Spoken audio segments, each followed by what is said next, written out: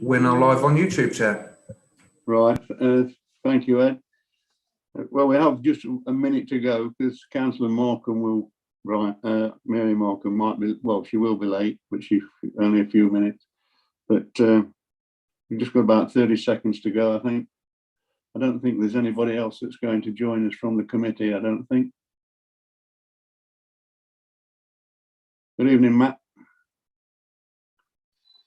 Hello, Brian. You okay? The meeting's now live on YouTube. Right, thank you, Tracy. Okay, we'll get going then. Thank you very much. Good evening, ladies and gentlemen. Welcome to tonight's West Northampton Interim Planning Committee. I'm Councillor Oldham and I'm Chair of the Planning Committee. Ed, would you please let everybody know who's taking part, who's in attendance, please? Certainly, Chair. So councillors in attendance tonight are yourself, Councillor Oldham. We have Councillor Lane, the Deputy Chair. Councillors Birch, Russell, Botwood, Brian Markham, Chowdhury, Kilbyshaw, Golby and McCutcheon. Officers in attendance tonight are Nikki Scaife, Hannah Weston and Teresa Boyd. Thank you very much, Ed. Apologies, please. Apologies have been received from Councillor Anna King, excuse me, and Councillors Mary Markham and Mary Markham will be arriving late, and Councillor Birch will be leaving the meeting early due to other commitments. Yes, you've mentioned that. That's thank you. Ed, Tracy, when Councillor Mary Markham joins, if we're in the middle of a particular application, would you please kindly put her into the waiting room? Yeah, we won't finish that. Thank you very much. Right, minutes, councillors. Are you all happy with the minutes? Have you read them? And you're all happy with them to be signed off? Yeah. Show of hands, please, if we can. Agreed. Agreed. Everybody in favour? Okay. Right, thank you for that. Deputations and public addresses. I think we have, correct me if I'm wrong, I think we have a list of 13 speakers tonight on the applications, though there will be one councillor who will be speaking on more than one, so actually 12 speakers, but one councillor speaking twice. Deputations and Public Addresses Committee. Sorry, not deputation, we've just done that. Declarations of Interest and Predetermination Committee. Are there any, please? Councillor Botwood, yeah. Alan? Yeah, thank you, Chair. Declare a non-pecuniary interest in item 10A as a board member of Northampton Partnership Homes, and as such I shall leave the meeting for that item. Right, thank you. And anyone on that basis, on that? Sorry, Chair, may I just clarify that that's a disclosable pecuniary interest? Alan? Alan, did you hear what Teresa said? I did. Apologies for that. Okay, thank you. Please correct it. Thank you. Right, and on that subject of item 10A, committee, I shall be bringing that forward straight to the front of the meeting. Two reasons, really. One is that with quite a bit of debating probably to go on one or two items, and I don't think it's fair for Mr. Parr to be sitting there waiting all through to the end just for this one application from MPH. So I shall be bringing it forward. That's item 10A on page 111. And also that when we finish the meeting and when we've come off live YouTube, just like to have a general thank you for everybody and the committee and the officers for how much you've supported me and how you've conducted yourselves. So that's the other reason. And then Councillor Botwood and Councillor Markham, Mary Markham can be in attendance when we all say cheerio. Okay. Right. Now then we go on to item 5, matters of urgency, which as far as I'm aware, there aren't any.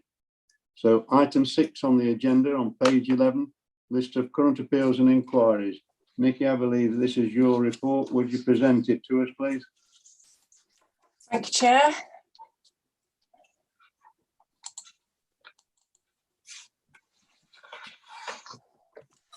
Okay, we've had quite a few appeal decisions through recently, 7 in all, and they were all delegated officer decisions, 4 dismissed and 3 allowed.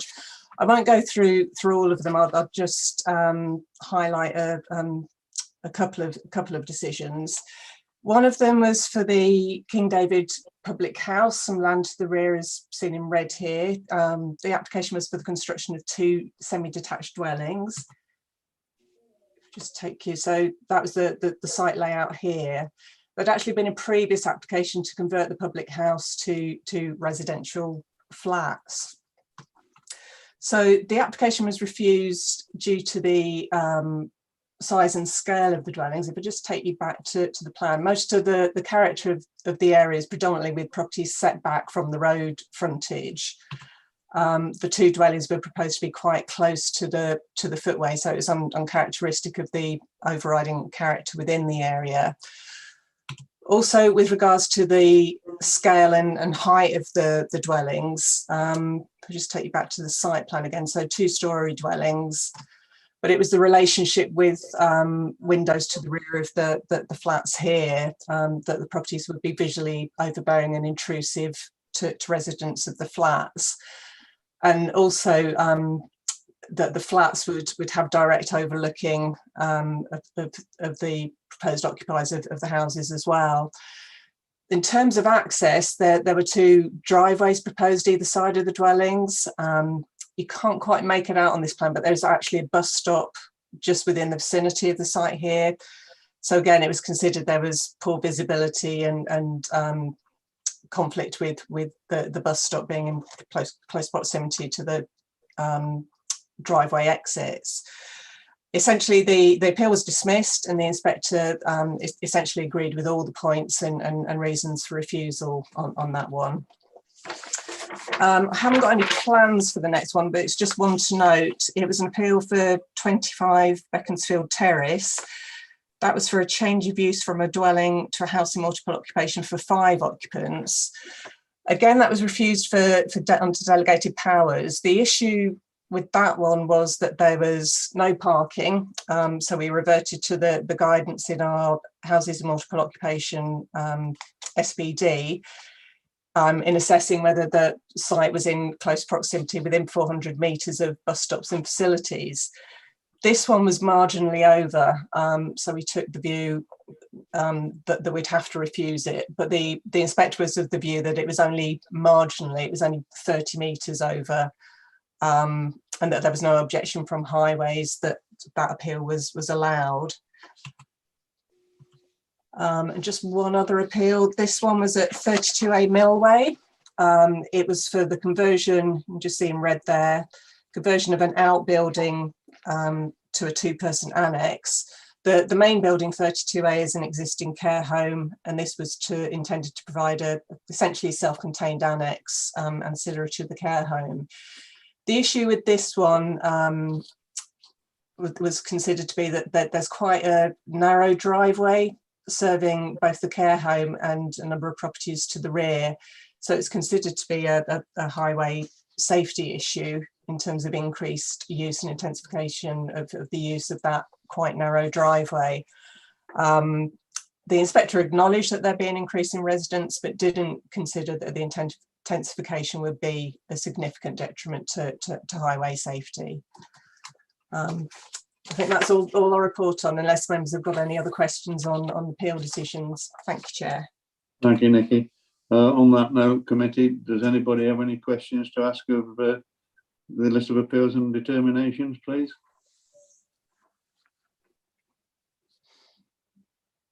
No? Nobody's indicating, Chair. Thank you very much, Tracy. Thank you very much. Thank you, Nikki.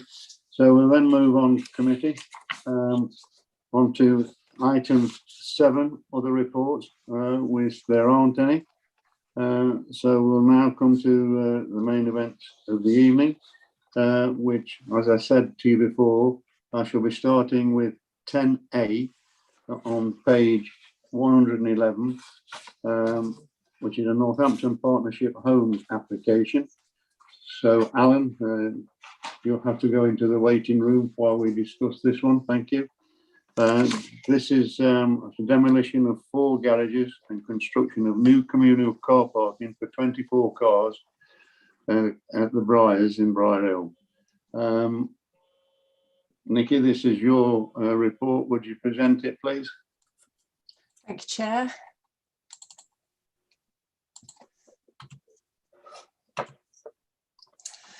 So this is the application site here. It's currently occupied by 4 garages in the corner. And just an aerial view of the site. So it's accessed from Thornhill and residential properties backing onto it. Just an aerial view of the site. You can see the existing garage block in the corner there, and the remainder of the site is grassed. And just another photo, that's the tree that's due to be removed, that's referred to in the report, and that would be replaced by another tree on site, and that would be required by condition. And then just a view of the access from Thornhill. This plan here, in the green actually shows the extent of adopted highway. So you can see there's an area of adopted highway that actually extends into the site. And as part of this application, I'll show you on the proposed layout in a minute, part of this highway, essentially this turning head area there would be stopped up. So this is the proposed layout. You can see in red, shaded red here, that's the area of highway to be stopped up. So that would enable the existing footway, which runs along the side there, to be continued across the entrance. It would effectively be a drop curb at the entrance there, but the footway would continue across and back down to Thornhill. The application proposes 24 spaces in total, so that would be an improvement on existing parking provision. I don't know whether it's noted in the photo there, there's obviously quite a number of cars that already park up at the access point to the garages at the moment. So there's no highway objection to the application. It's considered it would improve parking provision within the area, and therefore the application is recommended for approval. Thank you, Chair. Thank you very much, Nikki. Right, we've got we have got Mr. Chris Paul from Northampton Partnership Homes here, but we've got no other speakers. So Chris, if you're happy to just be there to answer any questions, should the committee require to ask you of any, I'll go straight into the committee to ask questions either of you or of Nikki on this application. So if you're happy with that, unless you want to really make a statement, no, okay, that's fine. So committee, any questions on the report that Nikki's submitted to you? Questions either to Nikki herself or Chris himself? It's entirely up to them who takes it. So committee, any questions? Councillor Brian Markham and Councillor Birch and Councillor McCutcheon are indicating, Chair. Thank you very much, Ed. Councillor Markham, Brian, yeah, go on. Yes, thank you, Chair. Perhaps my last question for Mr. Chris Parr. Wasn't quite sure, are these parking spaces to be allocated to the properties that back onto those, the way they're laid out, they're behind the back gardens? I wasn't quite sure, are they going to be marked up and allocated? I suppose in planning terms, it matters that they could just have interest. So thank you, Chair. We would not seek to allocate car parking generally. They will be for general use of residents in the area, and we'd also seek to put in charging points in there as well. So if people needed access to those, they would be there as well, but not for any specific residents. No. Okay, Jane, Councillor Birch. Thank you, Chair.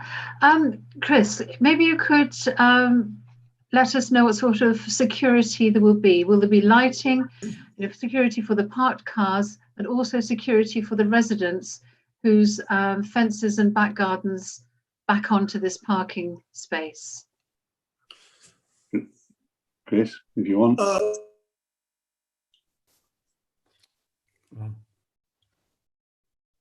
I've lost him.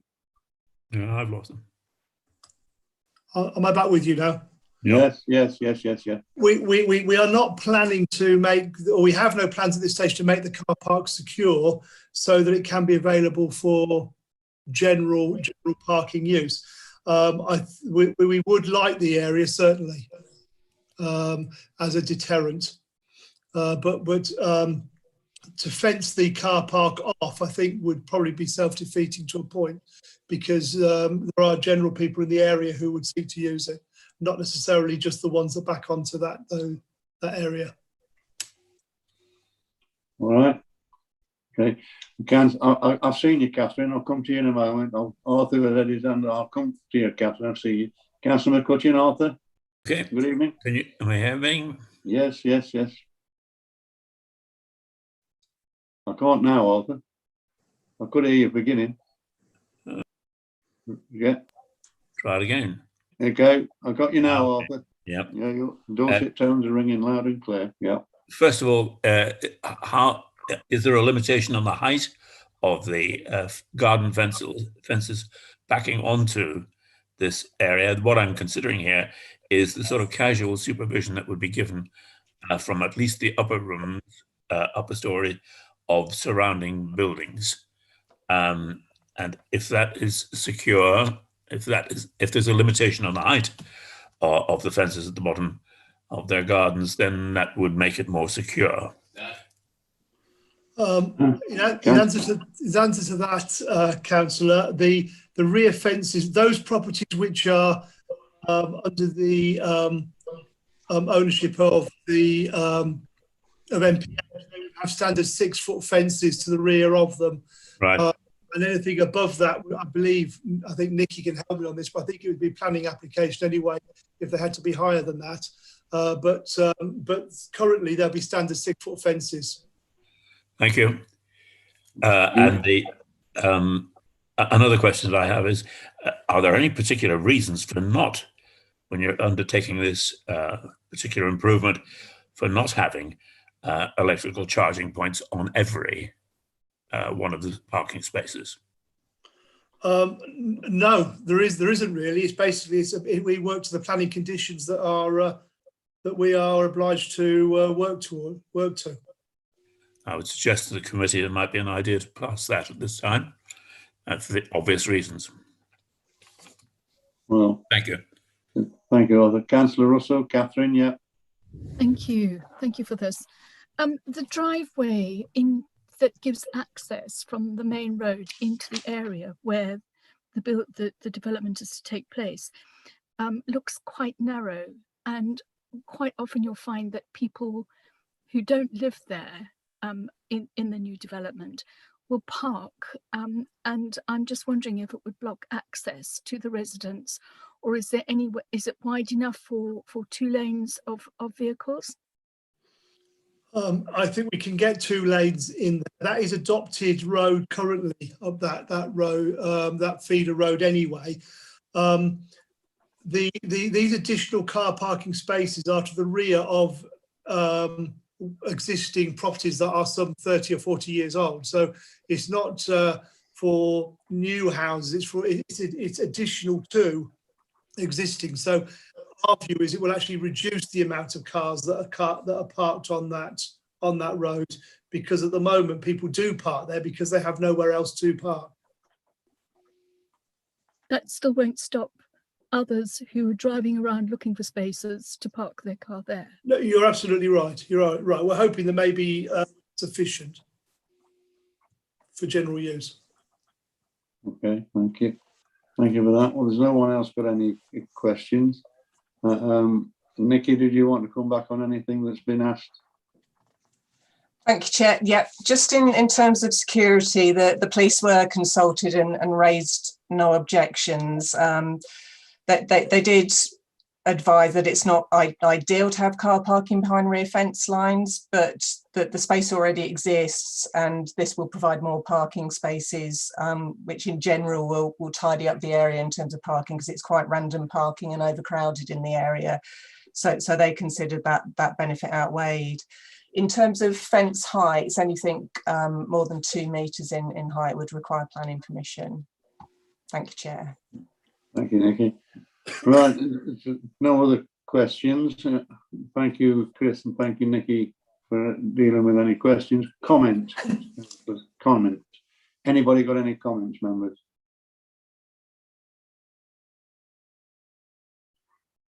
Councillor McCutcheon is indicating, Chair. Councillor McCutcheon, Arthur, yeah. Just Sorry, what was that, Arthur? It came on and went off. Arthur, are you still with me? Arthur, you're still on mute, Arthur. Arthur, you're still on mute. You've got to unmute yourself. unmute again. Yeah, there you go. How's it done? I guess, okay, carry on. As I suggested when I was asking a question earlier, since there's no reason why it shouldn't be entirely electrical point and electrical charging done at this time, I think this time would be the right time to do it. It's a matter of only 8 years coming up, isn't it, before no cars are allowed to be made and sold. So new cars are allowed to be made and sold that are anything other than electrically powered. And so having it done at the time when we're making these sorts of improvements would be the right time to do it, wouldn't it?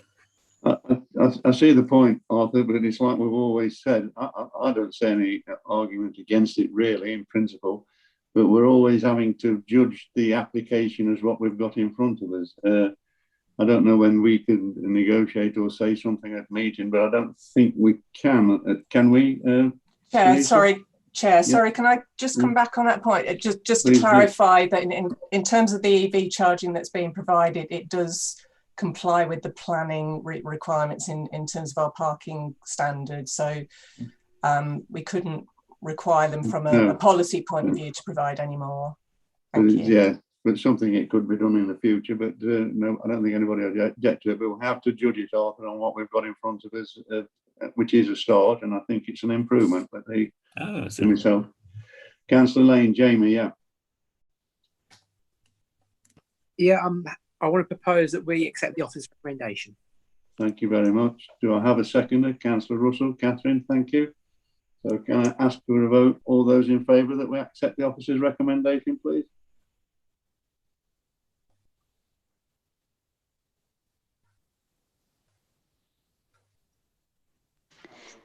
That's 8 indicating, Chair.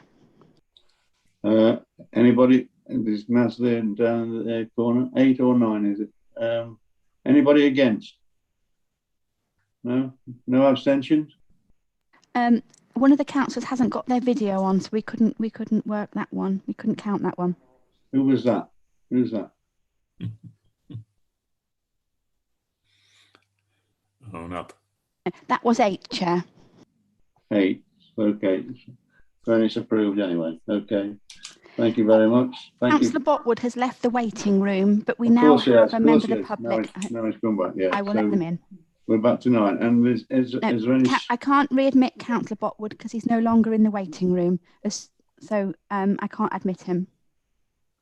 So, has he gone? Don't worry, he's rejoined now. He's coming in now.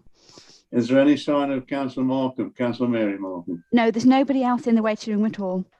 Okay, thank you very much. So then, committee, thank you for that. That's item 10A, which has been approved. Now we then go back to the normal run of things, which we now go on to item 8. And item 8A is the first one under item 8. And that is development land at Lancaster Way. Anna, this is your report. Would you like to explain it, please, to the committee? Thank you, Chair. Thank you. So committee members may remember we looked at this application on the 28th of July last year. So it was an application to vary the original consent on Lancaster Way, which involved altering the layout of the development, some house types, altering garages and varying some conditions to be in accordance with details or slightly reworded. So the application is being brought back to committee as an alteration is needed to the wording of one of the conditions prior to the decision being issued. So we're bringing it back to ask committee to agree the change to one of the conditions. So first of all, I'll point you towards the addendum. Hopefully all committee members have seen this. There has been a change since the committee report was published. So following the publication of the committee report, the council became aware that there is an area of land on the site where badgers may have returned since the main sets were closed. This area is under monitoring. It has been fenced off and there's no building work occurring in this specific area. With the badgers potentially returning to the site, it's now proposed to, instead of removing condition 16, to reword it to require the same details but for the amended area. So you can see here the amended condition. It's exactly the same wording as the original, other than the plan number has changed. So it's a new plan. So that's what we're now looking at tonight, whether condition 16 can be amended in wording. Just also to point you towards, we received one additional neighbour letter and additional comments from Northamptonshire Badger Group. Again, hopefully you've seen these in the addendum. Just to clarify one of the points in case members were concerned, the neighbour letter raised concerns that Highways objected to the scheme. This is actually referring to a comment Highways sent over after committee approved the scheme in principle, which was that they would prefer this footpath to be shorter. We have already approved the scheme with the current layout, so it would now be unreasonable to object just due to this pavement, and also this can be covered by Highways with their legislative powers.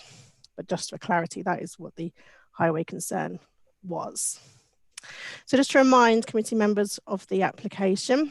So this is the application site here. It's actually been updated a bit on Ordnance Survey. So you can see this is the roundabout that was built to serve the development, and then the estate being built here. This is the aerial view prior to works commencing. And this is the scheme that was originally approved. And then we were looking at the amended scheme, which is this. So you can see the layout was basically the same. There were a few alterations to layouts and house designs. For example, these houses were stepped, whereas before they were together. And these houses were hipped. But largely, visually, it looks largely the same. Just some photos to remind you of the site. So this is the roundabout I pointed out with the entrance into Lancaster Way, with some of the buildings which have already been built. And then some of the street views inside the site. These are the neighbouring properties, so you can see how they've merged it to continue the appearance in that area.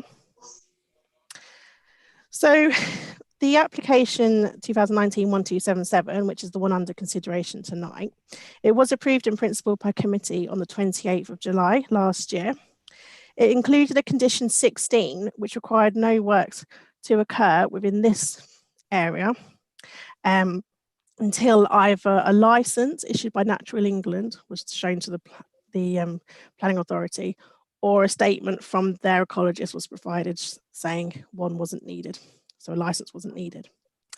The council became aware that works had commenced in this area without the planning authority being provided with either A or B, or discussing it with us.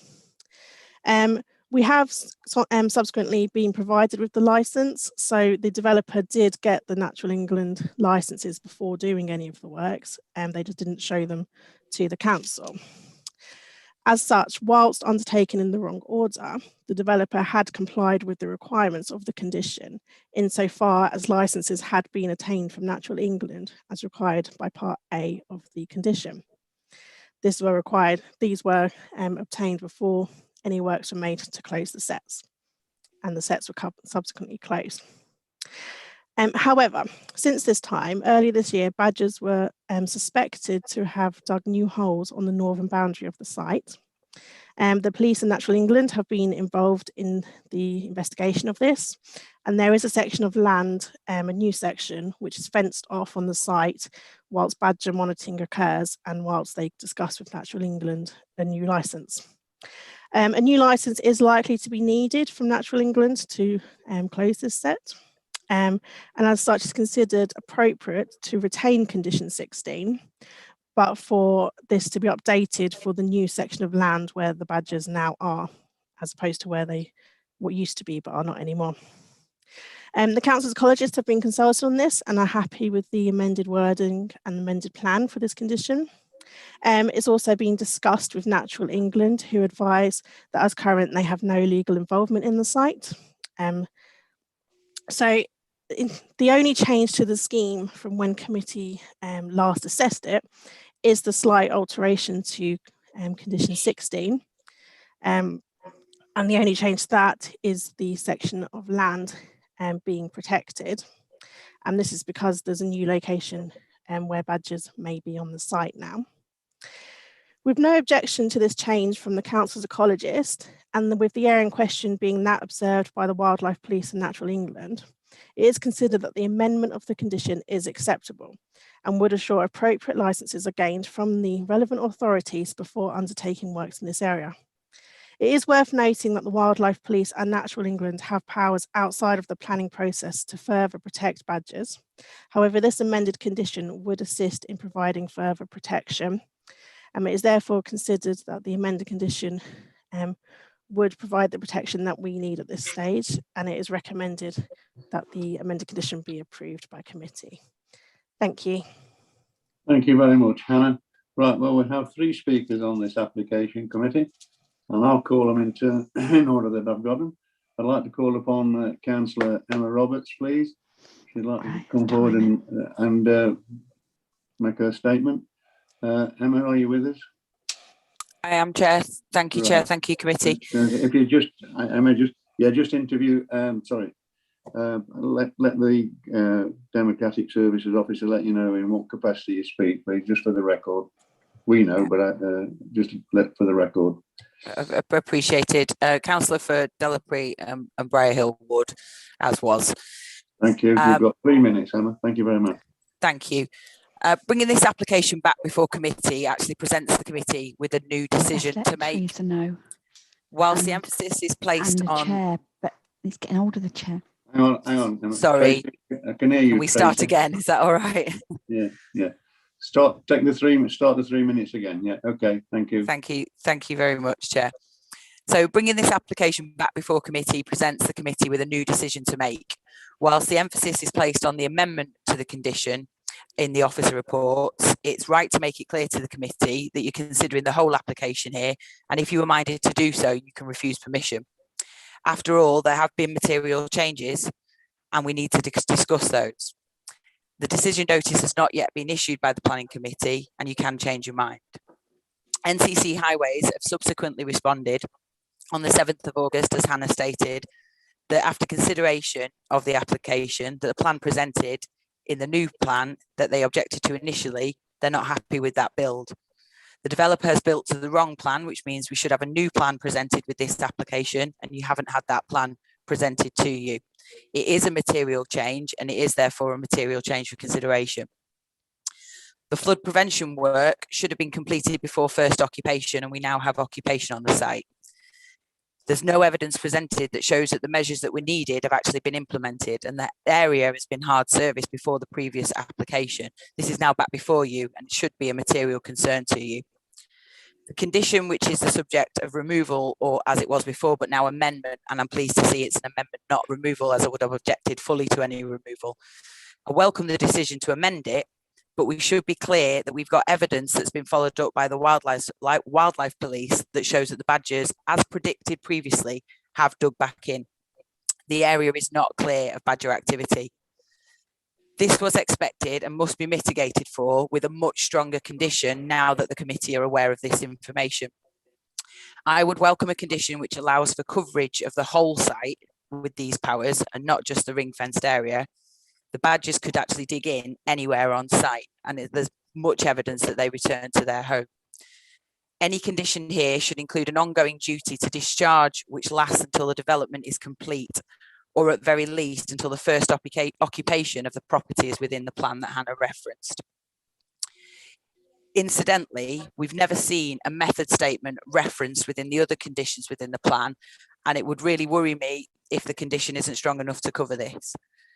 The condition needs to include condition B, an agreement for sign off by the council's appointed ecologist, as well as presentation by the developer of the plan. Let's be clear with all of this. The developer has failed to comply with the conditions that were previously presented, having built on part of the plot, as Hannah detailed to you. Any 30 weakening seconds of the remain. condition and failure of the planning committee to recognise this would be a mocking of the planning process. If you're unable to amend the condition, as you may say you're not, and you're not assured of its strength, then your only option has to be deferment. But please remember, you are able to refuse this application in full. And I don't say that lightly, knowing that the site is occupied. Thank you. Thank you. Thank you, Councillor Roberts. Committee, are there any questions to ask of Councillor Roberts' statement, please? Nobody appears to be indicating, Chair. Thank you very much, Tracy. Thank you very much for that, Emma. Thank you. And I'll call upon Sally Jones, please. Good evening, Sally. Would you like to identify yourself and in what capacity you speak, please? Yeah, I'm Sally Jones and I'm from Northamptonshire Badger Group. Okay, you have 3 minutes. Thank you very much. So Northamptonshire Badger Group are requesting that there is an amendment to this condition and that there is an ongoing duty of the developer to discharge items A and B if any future badger activity such as new sets are seen anywhere on site, and to do this until all building work is complete to the plan.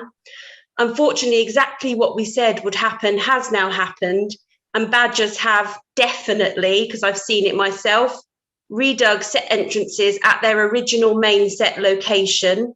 This will partly be due to it being cub season, partly because badgers don't live in one set, and that's why they had 7 on site, which have been closed. And also, we believe the artificial set is not built correctly. It's because of these things highlighted that badger conditions are so important on a development site.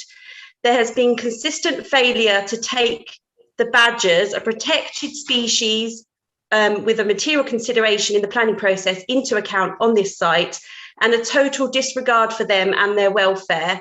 It was myself and a local resident who had to call the police back in February, as heavy machinery was knowingly being used meters from these new badger set entrances. The workmen on site were openly talking to us and telling us that the badgers were back there and had dug back in, but were continuing to work on regardless. In our opinion, it sums up the attitude to the badgers here. The wildlife police officers have informed me that if it was possible to prove disturbance of a badger, there would have been criminal proceedings. Thankfully, the set was not damaged at this point, but what would have happened if we hadn't stopped it? This is why it's absolutely necessary that the proposed condition needs to be as strong as possible to deter this happening again and to ensure the safety of this protected species for the duration of the development and for the whole site. As there's new activity on site, the developer will require new licenses to close the sets. And as it's cub season, it's unlikely that they will be given before the end of June. I would also point out that there is still no provision for foraging, no wildlife corridors and more, which was meant to be included in the still not signed off section 106. I can't actually believe that it's taken that long. And yet the developer can continue regardless. We also have a developing 30 issue seconds remaining. With badgers foraging and set building in surrounding residents' gardens and the railway line, so it's becoming a major problem. Strengthening the condition will help in a small way to protect the badgers while the development continues. This current condition, as proposed, only protects the badgers in this one tiny new location, not anymore in the whole site. Thank you. Thank you very much, Sally. Committee, are there any questions to ask of Sally? Please, anybody got any questions? Nobody appears to. Oh, Councillor Russell's indicating. And Councillor Birch. I've seen Councillor Birch. Councillor Birch, I'll come to you, Catherine, in a second. Jane, yeah. Thank you, Chair. Sally, if the condition is extended, how is it going to be enforced? You're going to have people there every day watching the builders, because once the sets have been destroyed, they've been destroyed. There's no way to put them back, and the badgers have been disturbed or sent away. You know, it's the monitoring and the the enforcement of these conditions, which is absolutely essential, because the developers will do things when there's nobody around, for nobody to see it being done, and then it's too late.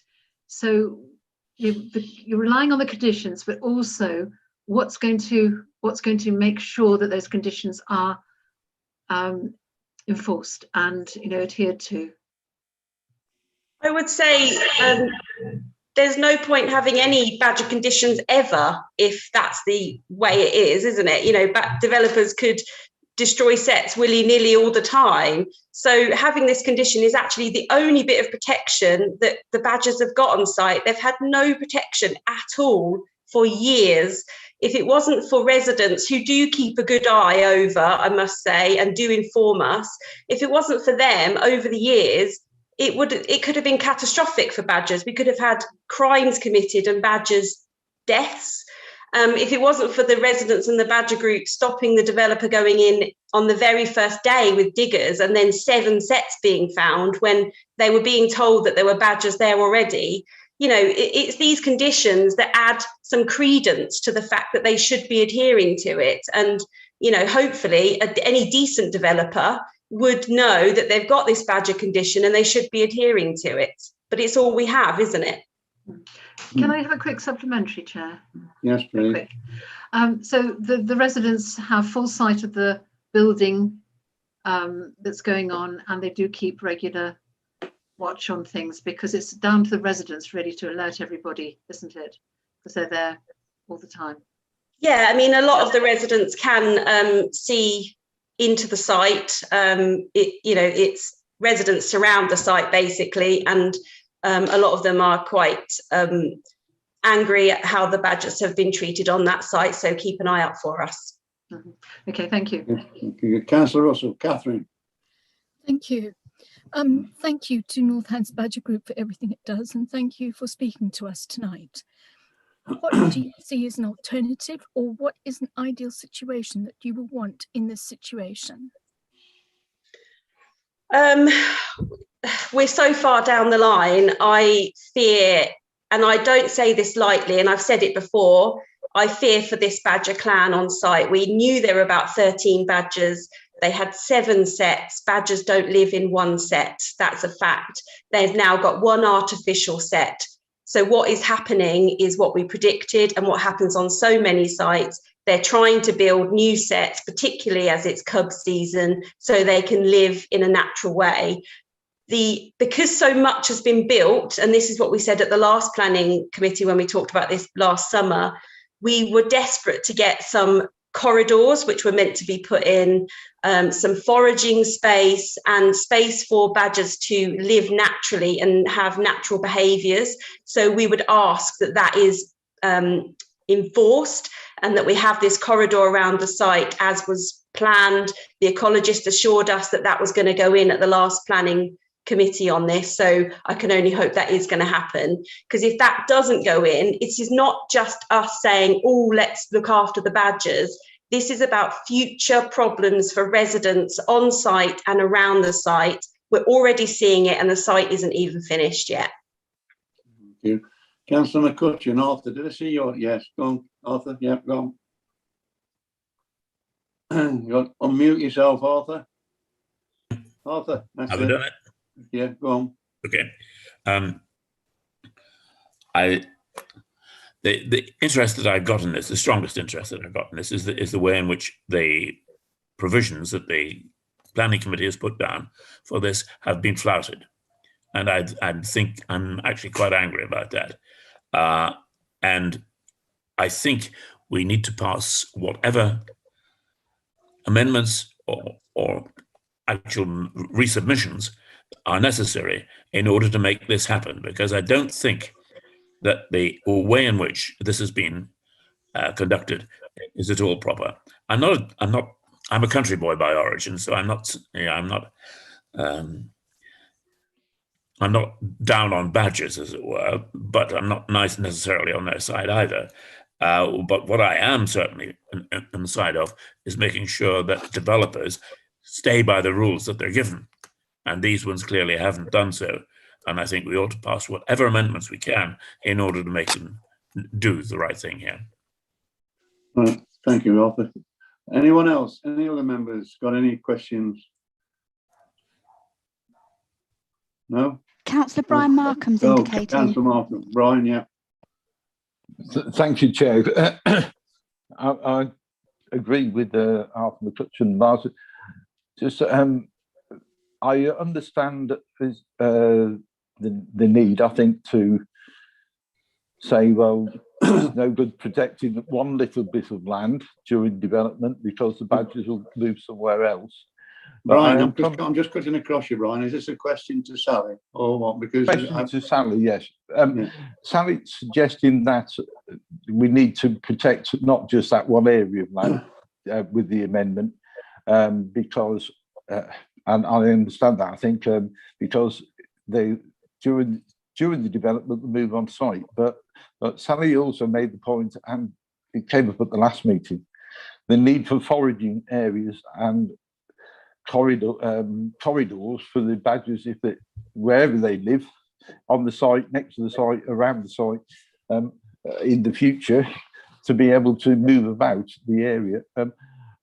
Has she got a suggestion of how perhaps we could tighten the conditions we've already tried to put in and which have not been agreed in the section 106 and so on, as to allow those natural corridors, whether they're badgers, hedgehogs or whatever, and also the foraging areas? Is there something we could perhaps do to tighten that up that Sally could suggest? Sally, if you could respond fairly quickly, please. In terms of, really, we would want what was proposed last time. So the corridors that were running behind the gardens near Leah Bank, on that border, planted with native trees and shrubs to provide food, so nuts and berries that you would find in the wild that badgers eat, and also a dark corridor. That's what they need, a dark corridor, so they can travel around safely at night. In terms of this far down the line, I hate to say it, there's not a huge amount you can do on site to help them now. I'm worried for their future. They will be going into gardens, but the public open spaces, if any spaces can have native nuts and fruit trees and things like that, that they can forage on, and then they can have dark spaces to have their natural behaviours rather than on roads and street lights and things like that. But the corridor is really, really essential, and that was talked about. And the ecologist last summer did say that was absolutely definitely going to be happening, but we have no sign of that at the moment. Thank you, Sally. Right. Thank you for that. Committees, no more questions to ask of Sally. Thank you. Right. I now call upon Mr. Peter Frampton, please. Mr. Frampton.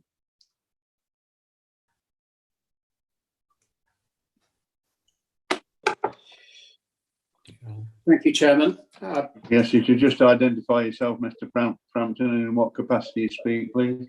Yes, I'm Peter James Frampton. I'm a town planning consultant, and I'm the agent for the applicant on this application, Chair. Okay, you have 3 minutes. Thank you. Thank you. Members will be aware that the progressing of the Section 106 planning obligations following the resolution to grant planning permission for this development last July has taken some considerable time. This delay has occurred for various reasons, and I understand that the Section 106 is now settled between the parties. In my submission, there's been no material change in planning circumstances, notwithstanding what you've heard from the first speaker, or regarding the principle of the development and the layout of the site and the design of the site. The principle of development remains appropriate, particularly in the context of the planning permission granted in 2017. The site is needed to contribute towards housing land supply, and development has occurred on site pursuant to the grant of planning permission. Hence, it's entirely appropriate, as your officer states, that the committee report focuses only on the change relating to condition 16. Notwithstanding what was just said about total disregard by the developer, 2 Natural England licenses have been obtained for works relating to badger activity for the period August to November 2019 and for the period October to November 2020. A licence return has been submitted to Natural England by a qualified ecologist confirming that all actions permitted under the licenses and the method statements have been adhered to.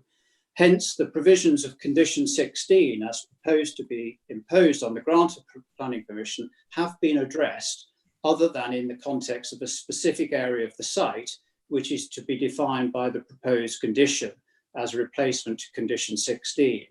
And no works will take place in the defined area until such works are authorised.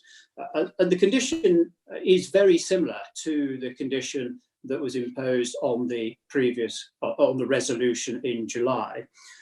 And reference has been made to the foraging corridor. The layout of the site provides for that foraging corridor. It's part of the mitigation works that were necessary and discussed with Natural England in order to grant the licenses.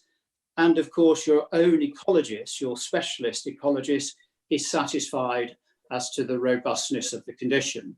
And we heard from Sally of the local Badger Trust that this site is well observed by local residents. So if there is any concern that conditions 30 seconds remaining, then clearly there is a mechanism reporting it to your council's enforcement officer or the wildlife police, and that action has been taken and has been demonstrated there's been no offences. So in my submission to you and the committee, the condition as proposed by Hannah in consultation with specialist ecologists is absolutely appropriate for a grant of planning permission.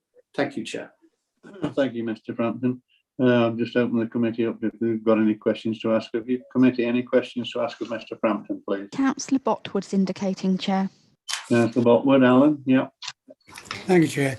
Mr. Frampton, hearing from the Badger Trust, and I have experience of badgers because I'm borough councillor for Upton, and we had them on St Crispin Park, and they're still on St Crispin Park, and they also go into the gardens of some of the surrounding houses.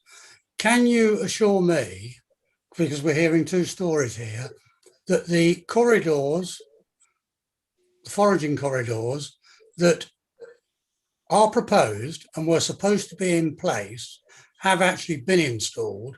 Or are you saying, no, it's part of the condition, but they will be? Because until they are, the badgers have got nothing but to go wherever they can to survive. Yes, what I can say, Chair, is I haven't been on site recently. The land is safeguarded for those foraging corridors. The licenses require mitigation, but it may be Hannah has been on site in more recent times, and she could actually answer that as a matter of fact, whether the corridors have been fenced and they have require badger fencing so that badgers use those corridors and the area is planted up with fruit trees on the open space to encourage foraging. But I haven't been on site recently enough to give you a direct answer to your question, but hopefully Hannah may be able to do that. Thank you. Anyone else got any questions to ask of Mr. Frampton, please? No? Nobody's indicating, Chair. Thank you. Thank you, Mr. Frampton. Thank you, Tracy. Thank you, Chair. Thank you very much. Anna, before I open the curtains for the committee to ask questions of you, would you like to come back on anything that's already been said in the statements for the speakers? Yes, please, Chair. So I've got a few matters to come back on. I'll come back on the last one first. So the northern area of the site, the area which is actually proposed to be protected by the amended condition 16 is fenced off at the moment with an area which I understand is for the foraging area. Hasn't been built in that area yet, so but it is fenced off on the northern side. Just to show you the conditions again, clarity. So in July last year, it was approved in principle by committee to have this condition, protecting a certain area and requiring a licence or an ecologist.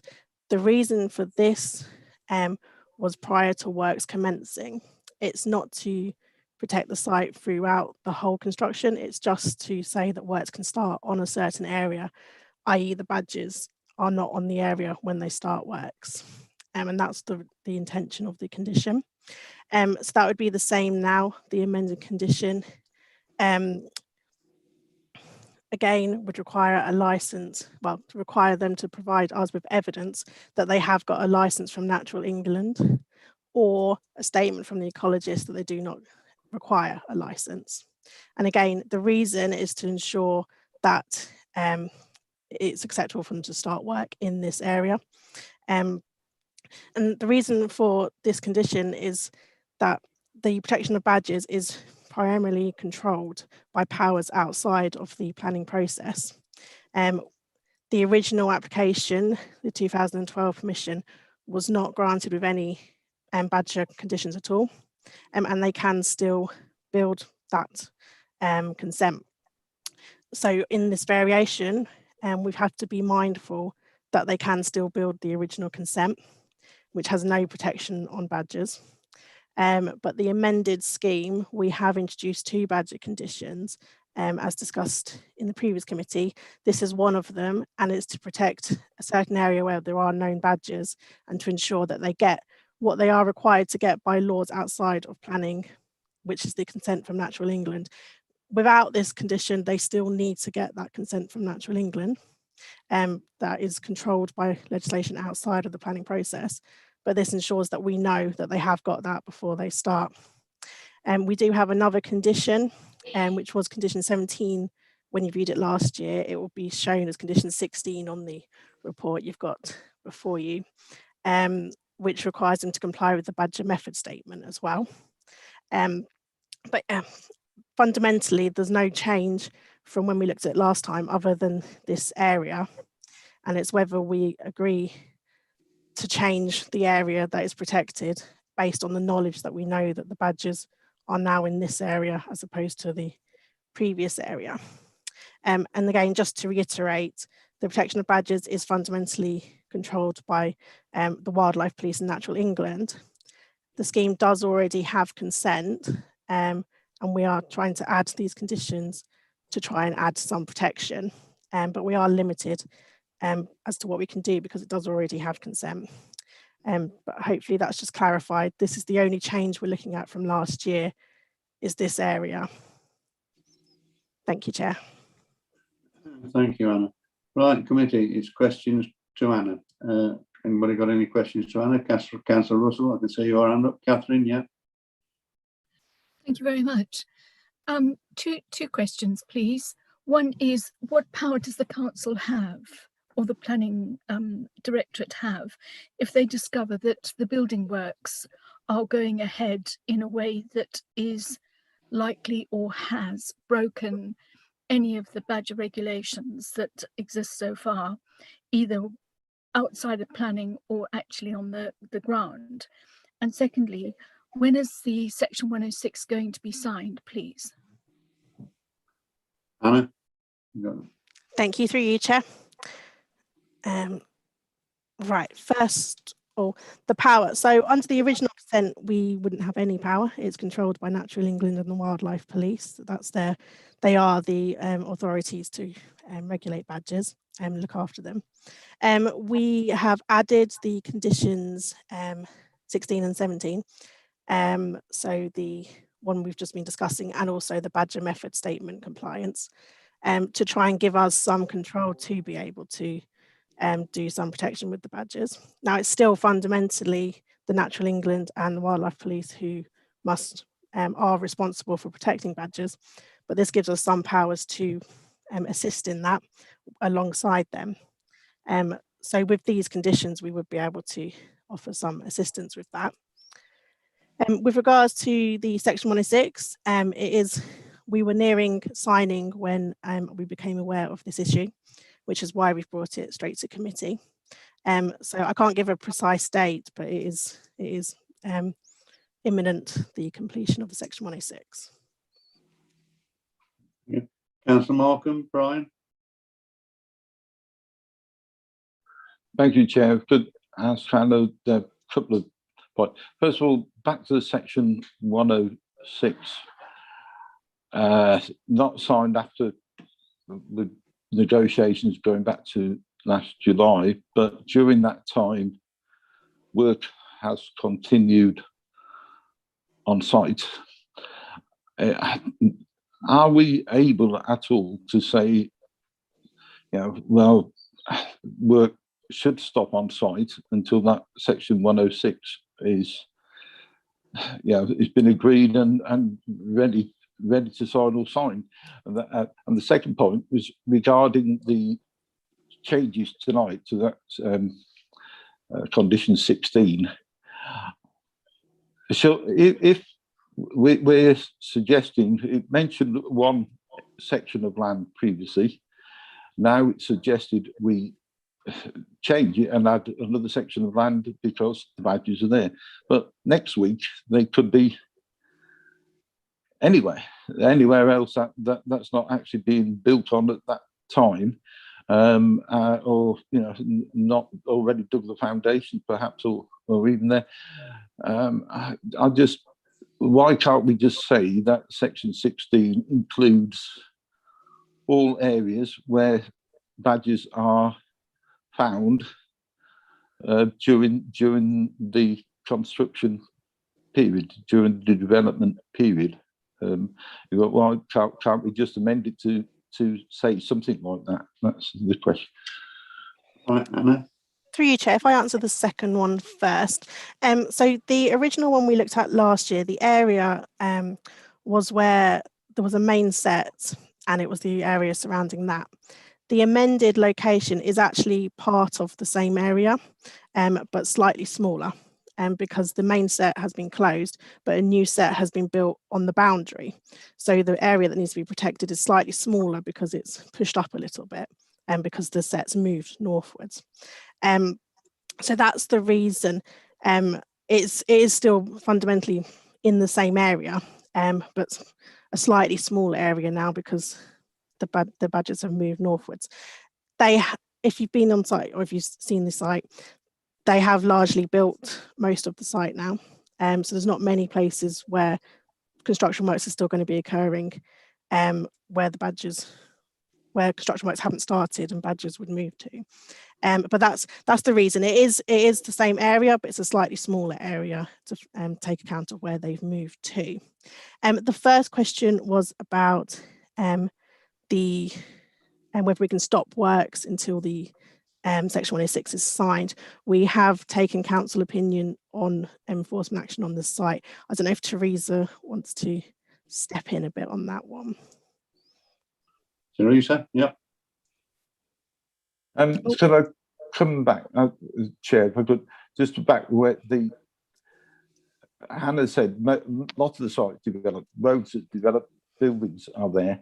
So the badges presumably are not going to go, if they move around the site and start digging somewhere else or foraging, I'm not going to go on the majority. So I'm just wondering, yes, it may be a small area that's now covered by the condition, but as I say, as there's only a small part of the site left to develop, I still can't understand why the condition couldn't include anywhere. And it says during the period development is taking place, but why it couldn't include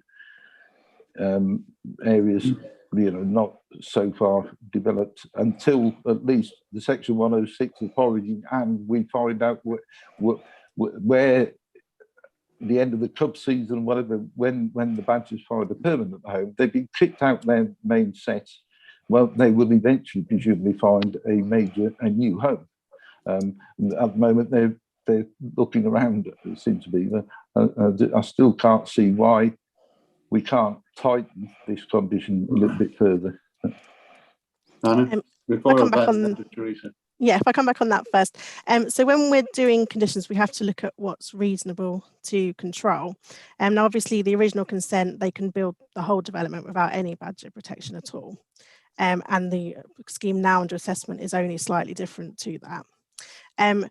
Also, the conditions based on where the badgers are. The new set is fairly close to where the main set was anyway. So it would be unreasonable to say they can't do any work on the other side of the site because there's badgers on the northern side, for example. So we have to look at what's reasonable based on and still consider the fact that it already has consent without any badger protection. This condition was added to try and have some control in a planning process as to what they're doing in the area where we know the main badgers are located. To do a blanket condition could be seen to be unreasonable because they can still build it under the original consent, and there's no evidence of badgers on the other side of the site, for example. So we had to balance the reasonable against what we can do here. And also the wording of the condition is what the council's ecologist asked for. So we've gone through it with them a lot. She's discussed it a lot with the developers, ecologists, and I've discussed it with Natural England and everyone. So this is the advice we've had, that this condition is what's reasonable for the site. I don't know if Teresa wants to come back on the section 106 enforcement. Teresa. Teresa, we can't hear you, sorry. Sorry about that. Is that better? Yes, got you too. Yeah. Sorry. Yes, external advice from Queen's Counsel is that it would, in the circumstances, be unreasonable to enforce. Section 73A of the Planning Act does allow for the rectification of situations such as this by the variation of condition, and that's the process that's been followed. The Section 106, I understand, is very close to being completed, and therefore we're almost at the end of the line, so to speak, with regularising the position in terms of the legalities. Well, thank you. Thank you, Teresa. Committee, just before I go on to comments, has anybody else got any questions to ask of Anna, please?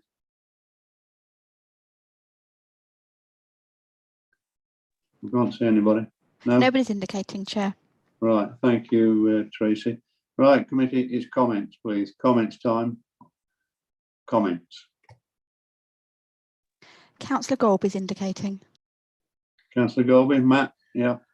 Yeah, thank you, Chair. It's perhaps not really a planning point, but I can appreciate what's trying to be achieved here, and I think Hannah has explained it quite well, and I've got sympathies with that. But the whole situation that we've got before us does feel a little bit messy. We've seen, this is the third time we've had this application, and it does sort of beg the question that where there are extra sensitivities and complications in an application, you know, should we allow it more time? You know, we heard that Highways did respond, but that was after we'd seen it last time. We've obviously had this issue with the badgers, but it's more of a comment around it does feel a bit messy, and it does beg the question also that, you know, are we going to, is the committee, in whatever shape or form it is in the future, is this application going to come back again because of some issues surrounding the badgers? So I have sympathy with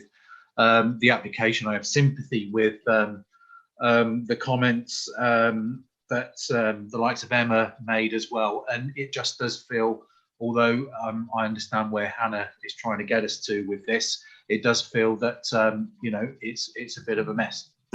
Chair. No, I tend to agree with that, man. It is a mess. It's a thankless task that we're having to deal with it now. I don't know how many times. It's like a repeat of Coronation Street. It goes on forever, and it should have been done ages ago. The fact is that Teresa has said the fact that S106 is virtually agreed. We have passed this as a development. It's passed. It would be highly unlikely and illegal for us to try and stop it on the grounds that's been mentioned. But I do sympathise with the speakers. But it is a mess. We've put the cart before the horse on this, and I know it's the last planning committee that I should be presiding over, but I should watch with interest from the outskirts if it still gets gone through. But it's been built. There's not much we can do. There's only a limited amount of land that's left, and I just hope that the badgers get protected as much as they can with the licensing that's allowed and this variation of this condition that we've done. Anyway, that's my point. Anybody else got any points, please?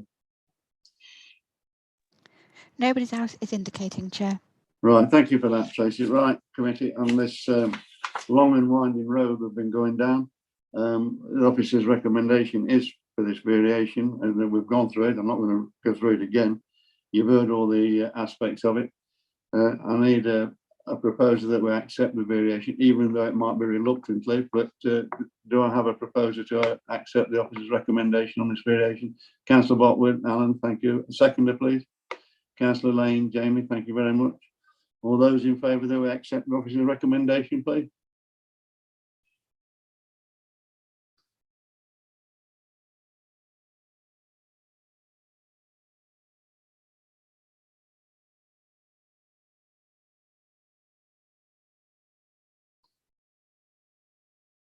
I can't hear you, Ed. Anybody?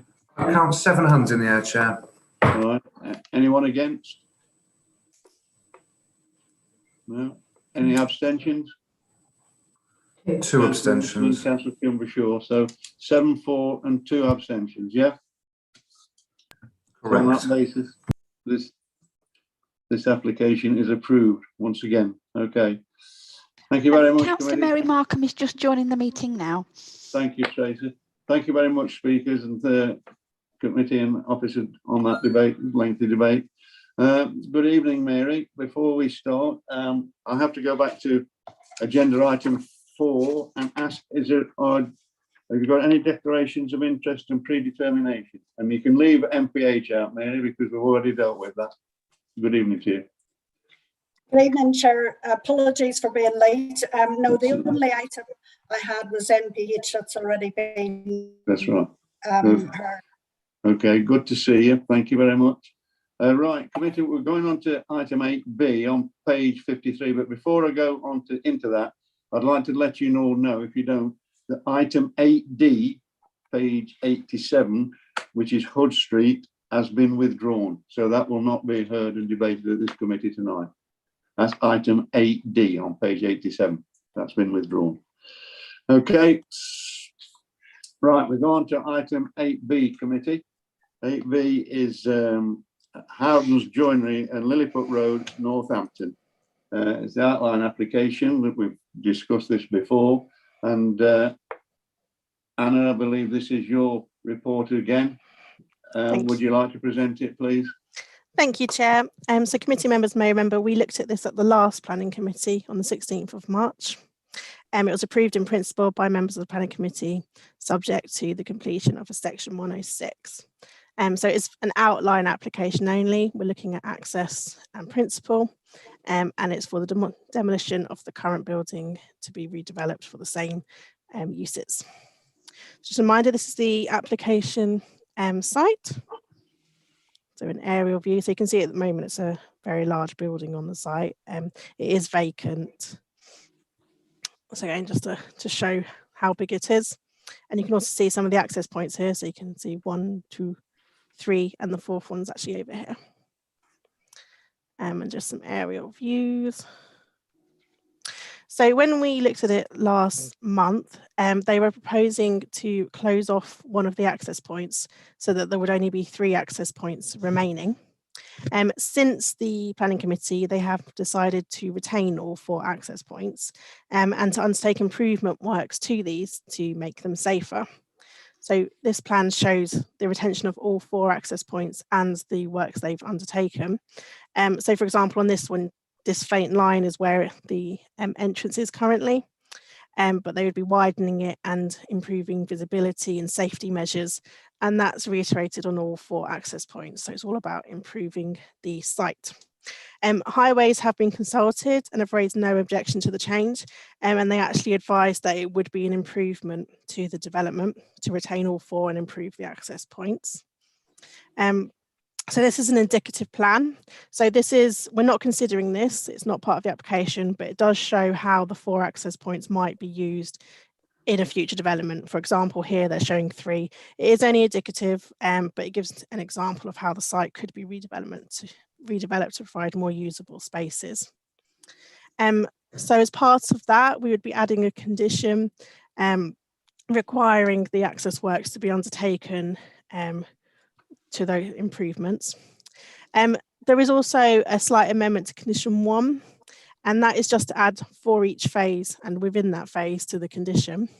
And that is to allow them to submit reserved matters applications on a phased basis. So if they wanted to do one of the buildings, they could submit the details for that, and then in the future for the next building. So it just allows the development to proceed in a phased basis as opposed to all in one.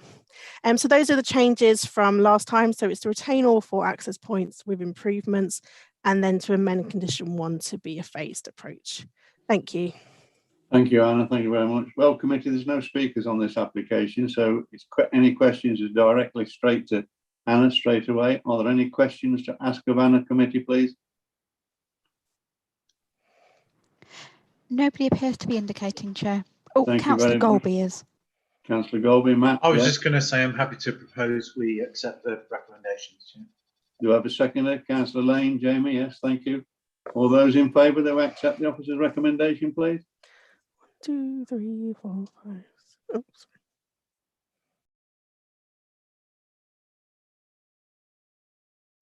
That's 10 hands in the air, Chair. Thank you very much. Thank you.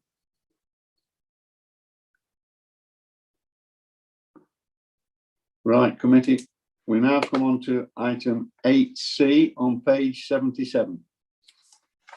And 8C is change of use from a dwelling house to a house in multiple occupation for 6 occupants at 13 Sandringham Road. Nikki, I believe this is your report. Would you be kind enough to present it, please? Thank you, Chair.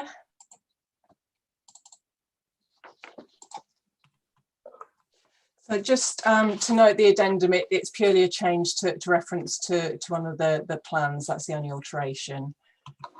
Right. So this is the location. It's a mid-terrace property. Just the aerial shot, and it's currently a 3-bedroom terrace. You can see there's Abington Park Conservation Area to the north of the site there. In respect of concentration, there are no other HMOs within a 50-metre radius of the site, so concentration is 1.66%, so well within the 10% requirement. Apologies for the plans, they kind of extend on to 2 pages, so there's a bit of an overlap in rooms here, but this shows the existing ground floor plan where you've got a sitting and dining room to the front, a separate kind of sitting room, open kitchen area to the rear. In terms of the proposal, the 2 front rooms would be altered, divided up to form 2 additional bedrooms with a toilet in between. And there'd be a 1-storey extension to the rear to extend the kitchen. So this would be used as a sitting room, open plan sitting room kitchen area. So this is the existing first floor. So you've got three bedrooms and then the bathroom in the middle there. And onto the proposal, the rooms would be subdivided. So you'd have an additional bedroom.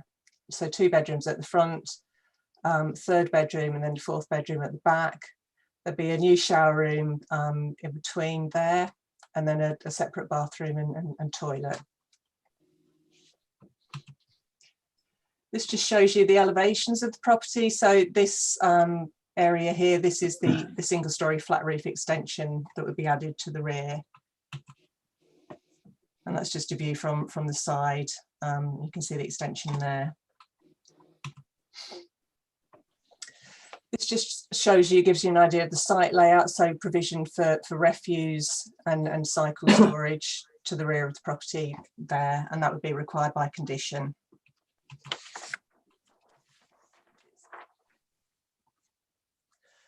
So in terms of space and facilities, the proposal does provide sufficient bedroom sizes and facilities for the proposed 6 occupants, and private sector housing have raised no objection. Highway comments, they're not accepting parking beat surveys at the moment. There is no parking provision. It's a terrace street, so parking provision would be on street. The site is within 400 metres of bus stops and local facilities, and therefore complies with the council's guidance in respect of HIMOs where there's no parking provision, on-site parking provision provided. Condition 5 would restrict the use of the property to 6 residents only. Officer's opinion is that the proposal accords with policy and guidance and is therefore recommended for approval. Thank you, Chair.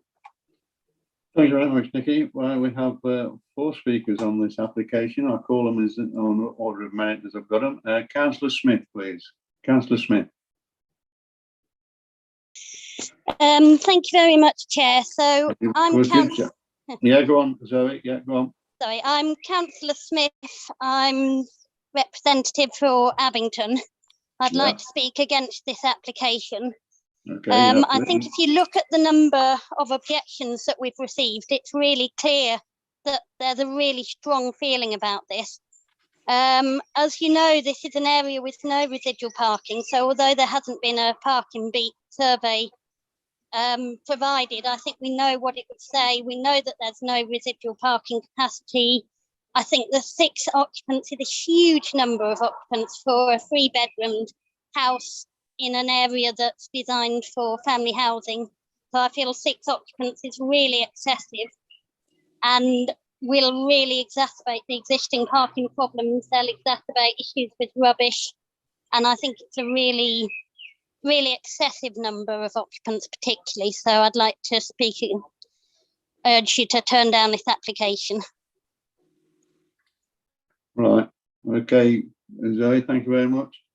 Committee, any questions to ask of Councillor Smith, please? Nobody appears to be indicating, Chair. Thank you very much, Tracy. Thank you, Councillor Smith. Zoe, thank you very much. Now I'd like to call upon Tim Garner, please. Mr. Tim Garner. Good evening, Mr. Garner. And if you'd like to identify yourself and in what capacity you speak, please. You're on mute, Mr. Garner. Mr. Garner, you're on mute. Is that better? That's it. If you just identify yourself, what capacity you speak, please.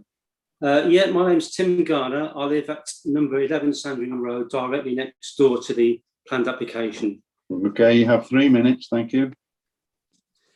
This planned application of converting a 3-bedroom terrace house into a 6-bedroom student accommodation has created a huge amount of local opposition due to the detriment it will cause us and the residents that live in this quiet family neighbourhood. Understanding the lifestyle that students lead, we are aware this won't only be an increase in the number of people living there, but an increase in the additional people and vehicles visiting, potentially night and day, which will be hugely disturbing to us, not only as direct neighbours, but also to the young families that live in close proximity. The parking situation in Sandringham Road is unfortunately no different to any of the terrace areas. With most of the houses owning 2 cars, it becomes virtually saturated with vehicles, and to try and find a space after 6 p.m. is virtually impossible. Although the applicant states he plans a bicycle storage area for students' use, I personally have contacted the Waterside campus, and they've given me figures stating only 1% of students, that's an average of 4 per day, actually use a bicycle to travel to the campus. So it's naive to believe that cycle use will be popular. To change the property to such a major degree, just yards from Abington Park Conservation Area, where strict building regulations are enforced, we feel would be both damaging and detrimental in changing the character and appeal of an area where residents have worked hard to create a quiet, family-orientated neighbourhood. The garden would be virtually non-existent given the scale of the rear extension and storage areas planned. I personally am approaching retirement age and deservedly looking forward to winding down in peace and quiet. I can't see how this is going to be possible with the student culture that would exist next door. Please, could I ask you to take a moment to reflect on how you would all feel to learn 6 students were moving next door to you. We also have very strong concerns as to how any future potential issues that may arise will be managed by the applicant, as we've already experienced lots of noise and antisocial behaviour by previous tenants, which was not resolved by the applicant. This had a huge impact on our sleep and mental well-being. 30 seconds remaining. So to finish, I'd like to re-emphasise that this road is not one that is appropriate or conducive for student housing. And I'd like to ask the committee to take into account the points I've made and reject the application. Thank you all for listening. Thank you, Chair.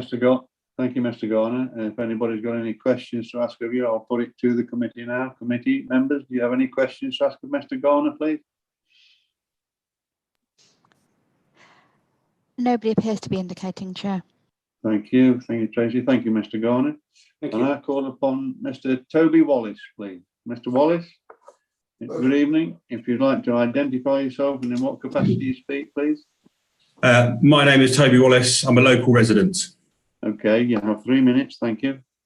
I speak today in objection to this proposed planning application. As a lifelong resident of Northampton, I've seen areas of the town decline due to proposed developments like this. Student accommodation brings with it several issues that will have a negative impact on what is currently a very settled, family-orientated community. The application met a vast amount of opposition when it initially went in. All objections made reference to concerns regarding parking, a point corroborated by Highways, to which no plausible solution has been provided by the applicant. Furthermore, 6 adults are far more likely to generate increased amounts of rubbish and recycling, which in turn will have a detrimental effect on the street scene in the area. Sandringham Road and the site in question lie adjacent to a conservation area and Northampton's premier park. Conservation areas are designed to preserve and enhance the character and appearance of such areas. This application does neither, and in fact, with the addition of an extra window to the front elevation, will have an adverse effect on the appearance of the property. I speak not only as a resident, but as a neighbour, but as an experienced property professional who worked in the local area approaching 9 years. Having managed student accommodation for a number of those years, I visited hundreds of sites and never have I seen the bay-fronted master bedroom split into 2. Again, this will do nothing but diminish the character of this Victorian house. With my experience in the local property market, I can confirm there is a housing crisis, but certainly not a student housing crisis. Every September, there will be rooms and houses sitting vacant doing nothing, and there is lots of plans for purpose-built student accommodation within the town. Approval of this planning act will further reduce the housing stock of what is a perfectly good family home and replacing it with something that there is no need for. An overdeveloped 6-bedroom house 2 miles from the campus, when there is a movement by students to live in smaller and smaller groups in areas such as Southbridge and Farcotton. The student population is very transient by its very nature, and with tenants staying for no more than a year or 2. They do not contribute in the way a family would to the local area and live with a different body clock with midweek nights out and the like. My partner is one of several key workers on the street who worked tirelessly over the past year. And the idea of students disrupting a sleeping pattern when she teaches vulnerable children does nothing but fill her with dread. On the topic of saturation, there are 2 HMO addresses located within 50-metre radius, and these addresses were disclosed to the council and which they hold intelligence on. The reason they are not, I can only assume the reason they're not included is because they are not licensed, because they are managed by a registered provider, but by their very nature, they are HMOs. And I did ask that this was investigated before a judgment was made on the level of saturation. I would ask councillors to consider the points raised, in particular volume of local opposition, and vote down this proposed application. 30 seconds remain. Thank you, Mr. Wallace. Thank you very much. Committee, does anybody have any questions to ask of Mr. Wallace, please? Nobody appears to be indicating, Chair. Thank you, Tracy. Thank you, Mr. Wallace. I now call upon Mr. Richard Lee, please. Mr. Lee. Hello. Good evening to you. And could you identify yourself and in what capacity you speak, please? Okay. Can you hear me? Yes. Yes. Thank you. Yes. So my name is Richard Lee, and I'm the owner of the house, the landlord. Currently the landlord, although I don't manage it at the moment. Okay. Is that what you need? You have 3 minutes. Thank you. Okay. Good evening, councillors, and Tim and Toby. I'm seeking approval from you today for the change of use of this residential property to a 6-person HMO. While my main business involves accommodating university students, I would like to clarify that this application is non-specific, and the proposed dwelling would equally be suitable to provide value accommodation to young professionals, key workers, or other tenant types. The application has been recommended for approval by the council's planning officer on the basis that the proposed use is considered acceptable and in line with both national and local planning policies. In particular, 1, The council's private sector housing department has confirmed that the proposal provide adequate space and facilities for all occupants and allow for the appropriate storage and refuse and recycling. 2, regarding HMO concentration, the council has confirmed that of the 67 properties within a 50-metre radius of the property, there exist no other authorised HMOs. 3, the council has confirmed that the property is situated in a sustainable location and that the proposal is in accordance with parking standards that are required. In short, it clearly complies with all material planning considerations on which a final decision must be based, ideally here at council level, but certainly if I needed to appeal. I do, of course, note the highly organised and coordinated campaign of local objections, which was quite a surprise to me, as I have successfully applied in the past for remarkably similar projects with absolutely no objections whatsoever, or problems afterwards. Given that no other licensed HMOs operate in the vicinity, I imagine that such objections are primarily born out of an understandable lack of knowledge and or a fear of the unknown. Comments published online certainly suggest this, including many misguided and factually incorrect assumptions. Whilst forcefully expressed, it is my understanding that specific objections received of the planning officer were either considered to be materially irrelevant, or where material planning considerations were raised, these were considered to have been satisfactorily addressed within my application. Whether materially relevant or not, I do of course recognise and understand that some people may still be genuinely concerned or anxious should a change of use be granted. 30 seconds remaining. To them, I can only offer the reassurance that whatever has gone before, I will continue to be respectful, professional and transparent with all my neighbours. I will always endeavour to accommodate any reasonable requests and suggestions in property design, and I am always available to approach. Ultimately, a quality HMO with happy tenants and happy neighbours is a lot easier to manage than the alternative. That's Finally, 3 minutes. Fine. Thank you, Mr. Lee. Mr. Lee, before Yes. I put it to the rest of the committee, you made a comment at the outset of your statement that the residents would be non-specific. Could you expand on that, please? I really just wanted to make the point, and I was advised to by the planning officer really, that I think there's an assumption that this is about student accommodation, a planning application for student accommodation. It's not. It's a planning application for an HMO for 6 people, which could be occupied by any number of types of people. Thank you. Thank you. Committee, any questions to ask of Mr. Lee, please? Nobody's indicating, Chair. Thank you very much. Right, Nikki, anything you want to come back on that's been said by the speakers before I open questions to you? Chair, if I could just share the... I'm sorry, Mr. Garner, you've read your statement. I'm afraid I can't call you back. Thanks. Thank you. Sorry about that. If I just share the concentration plan. So this shows the 50-metre radius. There's a green dot there and then a star there. So there are other HMOs within the area, but they're actually outside the 50-metre radius of the application site. Thank you, Chair. Right, okay, thank you, Nikki. Right, committee, questions to Nikki, please. Anybody got on? Councillor Russell, I see you, Catherine, and you, Arthur, I see you. So, Catherine, would you like to start? This is questions to Nikki. Thank you. I see, Nikki, that we're back to 6 people, of which there is 1 ensuite shower and toilet, a second toilet and a bathroom.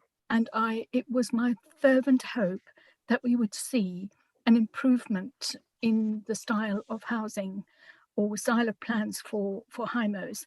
We're looking to, generally as a committee, I understand, to improve the quality of HMO accommodation. And this is not something that I can endorse in any way at all.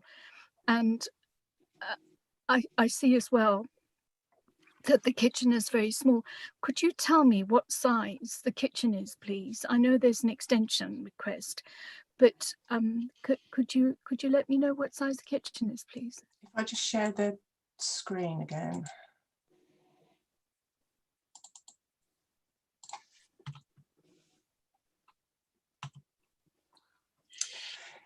Yeah, so the kitchen is actually quite large. It's 15.26 meters, so it does comply with the overall guidance. You've got the sitting area there, and it's kind of an open plan arrangement with the kitchen extending into there, so it does comply with the guidance. And again, the provision of washing and bathroom and toilet facilities meets the standard required by private sector housing and the planning department's HIMO guidance. Thank you, Chair. Thank you, Nikki. Sorry, can I just add, on a personal note, I find the plans quite scruffy, and I'm quite shocked to think that 6 people could be squeezed into a property this size. Thank you. Councillor McCutcheon, Arthur, you've got your hand up, and I see you, Brian, as well. I'll come back to you in a second. Yeah, Arthur, got to unmute yourself, Arthur. Arthur? Yes, there we go. I've got you now, yeah. Thank you.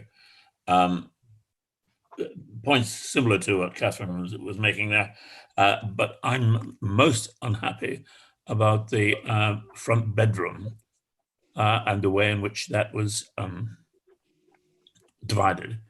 And Nikki, could we pull up and see what the division of that bedroom is, please?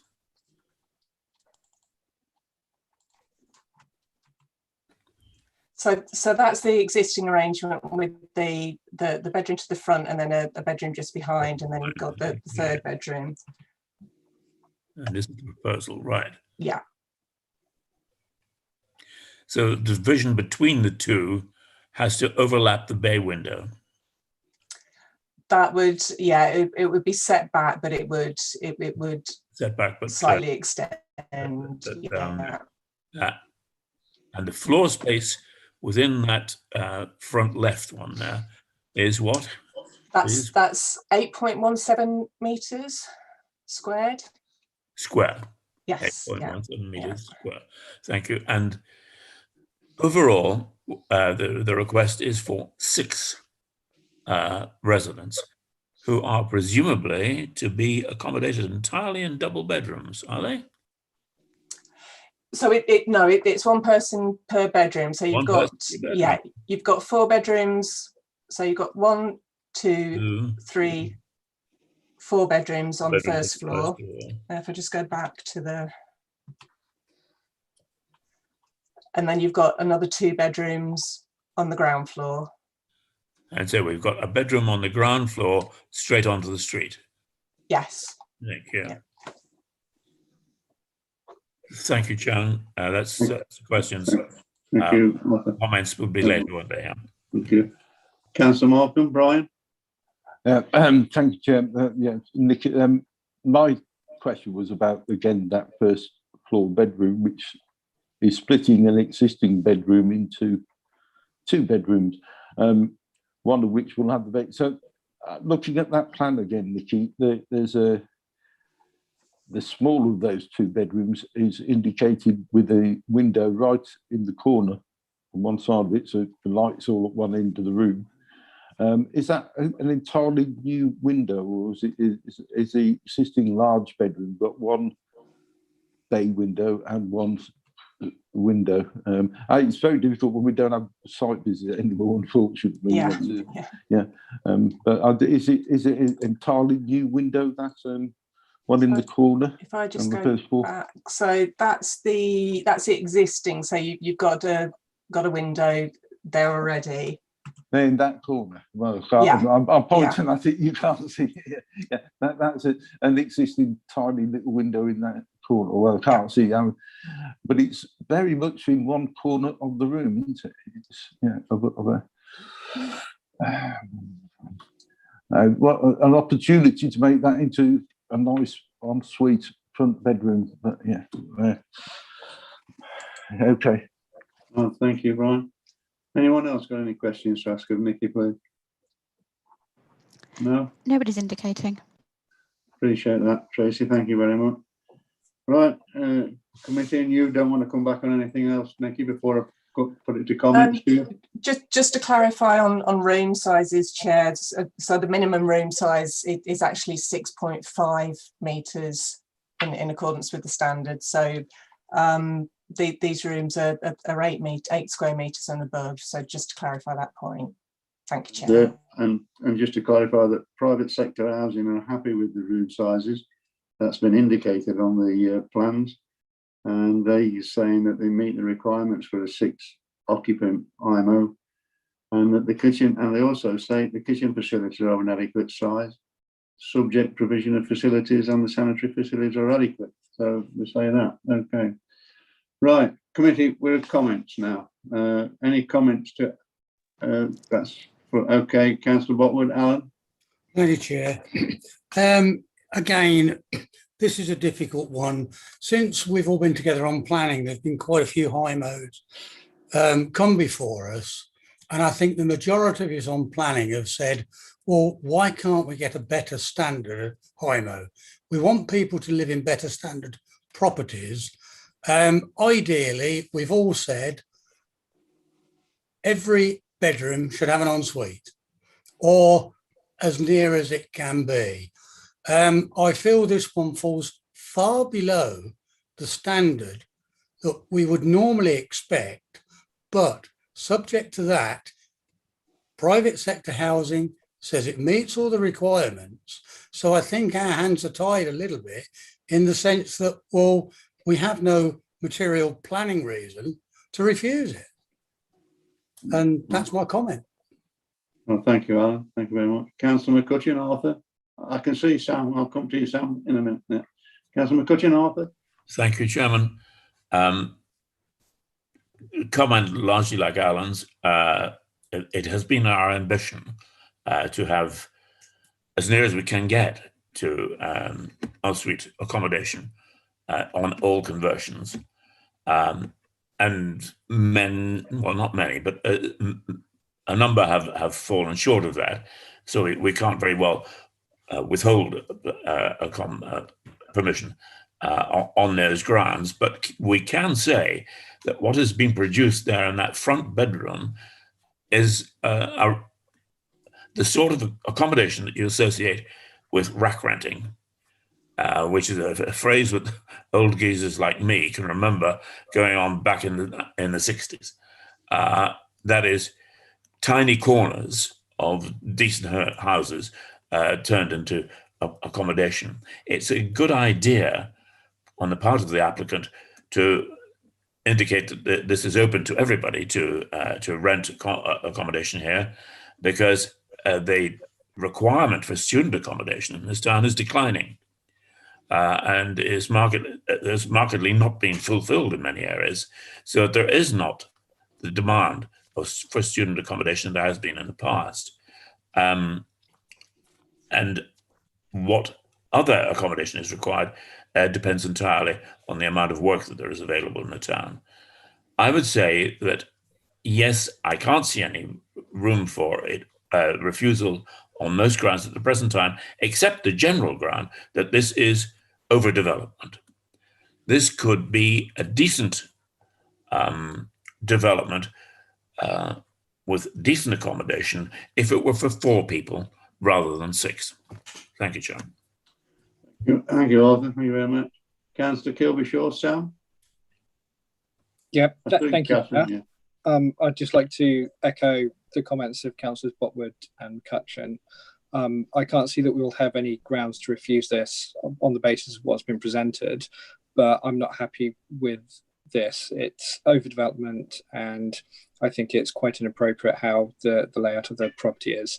So I will be reluctantly approving this. Thank you. Thank you, Sam. Thank you. Councillor Markham, Brian, I've seen you, Catherine, I've seen you, Mary. I'll come round. I'll come there. It's a shame, Chair. I think it's a missed opportunity. Mr. Lee wanted the applicant he mentioned it's not student accommodation, and yes, it's an application for a HIMO. However, he mentioned young professionals. Unfortunately, many young professionals these days cannot afford to rent a whole house, and certainly, or if they can't afford to buy a house, and they do have to share accommodation. But young professionals would want their own space, their own facility, and it's possible here. So I think it will more than likely, because it's not good high-no accommodation, it meets the standards, but it's more likely to be students, if there's anybody, if the students need it, which Arthur's just made the point. So yeah, it's disappointing, but yeah, I would love it as my last ever planning meeting to be able to say, no, I don't like this, I'm not voting for it, but there's no point in just voting against something when there's not a planning reason to turn it down. You know, that's just a gesture. Yeah, thank you, Ryan. Catherine, Councillor Russell, Catherine. Thank you.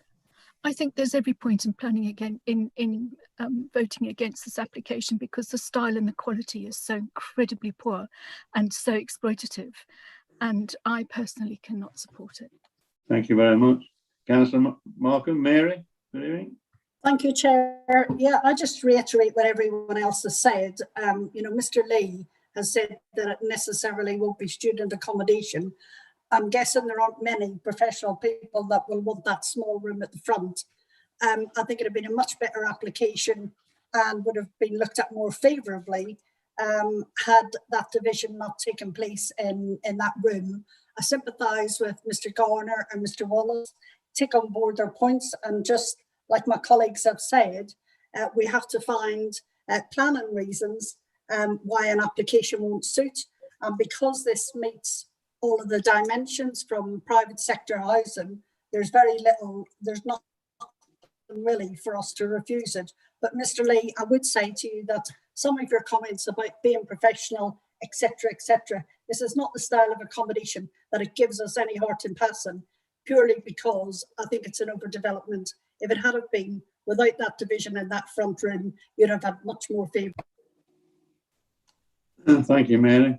Well, you'll be pleased to know, committee, I've got nothing to say. I agree with all what's been said, and in the final conclusion. So it comes now to the question, committee, of do we accept the officer's recommendation for approval? Could I have a proposer that we do, please, based on the comments that we've heard? Councillor Botwood, Alan, yeah, thank you. A seconder, please. Do we have a seconder? Well, I'll second it because I've made the comment, but there you go. So that's it, committee. The vote is, do we accept the officer's recommendation for approval? Show of hands, please.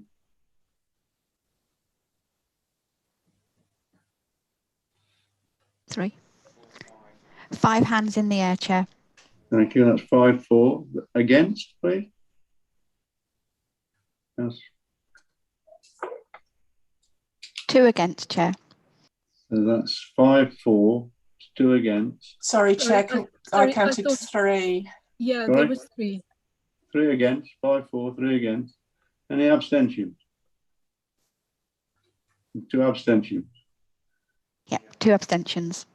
So based on that, 5-4, 3 against, 2 abstentions, the application is approved. Thank you very much.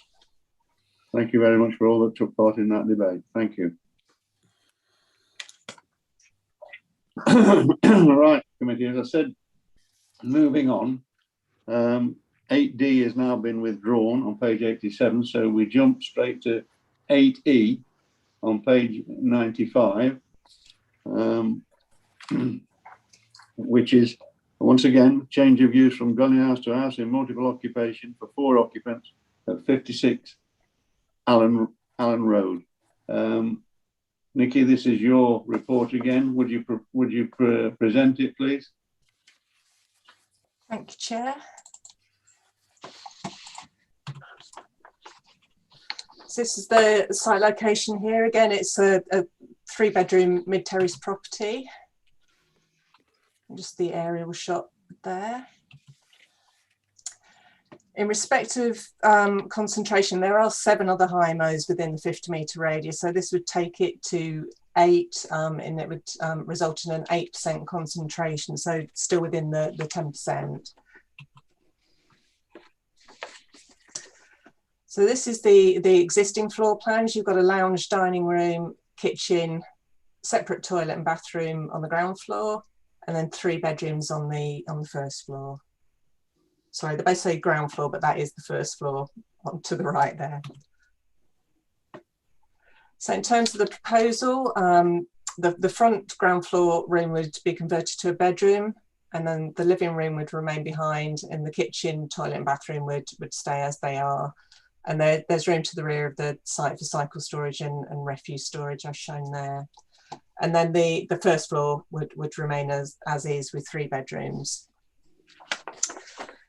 Again, highways advise consideration in the absence of a parking beat survey, advise consideration of amenity in respect of the lack of parking provision. The site is within 400 metres of bus stops and local facilities. So again, it complies with the council's HIMO guidance in respect of a lack of parking provision on site. In respect of room sizes and facilities, this does comply with private sector housing and the planning HIMO guidance in respect of room sizes and provision of facilities. Condition 3 would restrict the use of the property to 4 residents. Therefore, the application is considered to accord with policy and guidance and recommended for approval. Thank you, Chair. Thank you, Nikki. Well, we have one speaker on this, Louise Stratton. Louise, are you with us, please? Oh, yes, speaking. So, yeah. Good evening to you. Good evening, everyone. I'm speaking as a resident of 4 Allen Road. You can class me as a young professional. Okay, all right. Well, you have 3 minutes, Louise. Thank you very much. Okay, thank you. So I moved here in 2009 as a student. So I spent many of my years in Colwyn Road, attending the university at Avenue campus. I love the general area. My main concern with this development was, while it's a crumbling and slightly decrepit looking on the outside, and it would obviously benefit from someone giving it some TLC and bringing it back to what it should be. I don't feel there's the demand for HMOs in this area. Like you say, there is a number of other HMOs in this area. We have extremely bad problems with parking. It's gotten worse over the years with the addition of new houses being built on the plot of an existing church. As speaking as a young professional, we want spaces that we can actually live in, and a lot of these HMOs, they remove a lot of the living areas for us. I've lived in a HMO, but I was lucky to live in a good HMO, which provided a living room, dining room, and a substantial kitchen and garden area. And that's the kind of area that people like me would want to live in. So I find it disheartening to see HMOs being approved with this kind of removal of these kind of facilities that are integral to just lifestyle and livelihoods. I just feel that that's my general thoughts on it. And, you know, we have issues with rubbish and crime, smashing windows of cars. You know, adding another potential 4 cars or more to that property is obviously a concern to probably me and a number of other residents. So I would kind of, after listening to the last application, kind of implore you to kind of see the personal aspect of it and the issues that we'll have with parking. I'm not so concerned with how many people live on a certain street. It's more about the general area and facilities that are already here as they are now. So thank you for listening to me today. Thank you, Louise. The committee may want to ask you some questions if you just hang fire there for a moment. Committee, do you have any questions to ask of Louise, please? Nobody's indicating, Chair. Oh, Thank you very Councillor much. McCutcheon. I think he's putting his hand up now. Councillor McCutcheon, Arthur, yeah. Right. Trying to get myself on mute. You've muted yourself now, Arthur. You was right in the first place. You've got to unmute yourself.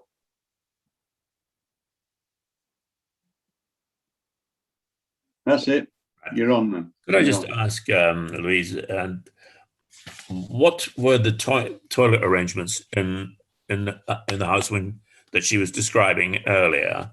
I.e., how many bedrooms and how many toilets and shower rooms and so forth went with that to make it satisfactory arrangement for you? So the house that I rented a HMO was at Kingsthorpe Grove, and from memory, it was I think it was either a 6 or 7 bedrooms because they'd gone up into the attic. But with that property, you still had a living room and dining room, separate space and kitchen, and you had 2 bathrooms and 1 downstairs toilet. And I can say that the people I lived with were very nice, genuine, working people. It was kept in a great standard, and it was just a nice area to spend time in, and you felt safe and secure. Yeah. Do you have any other questions? Thank you very much. Anyone else got any questions to ask of Louise, please? No? Nobody else is indicating, Chair. Thank you very much, Ed. Thank you, Louise. Thank you.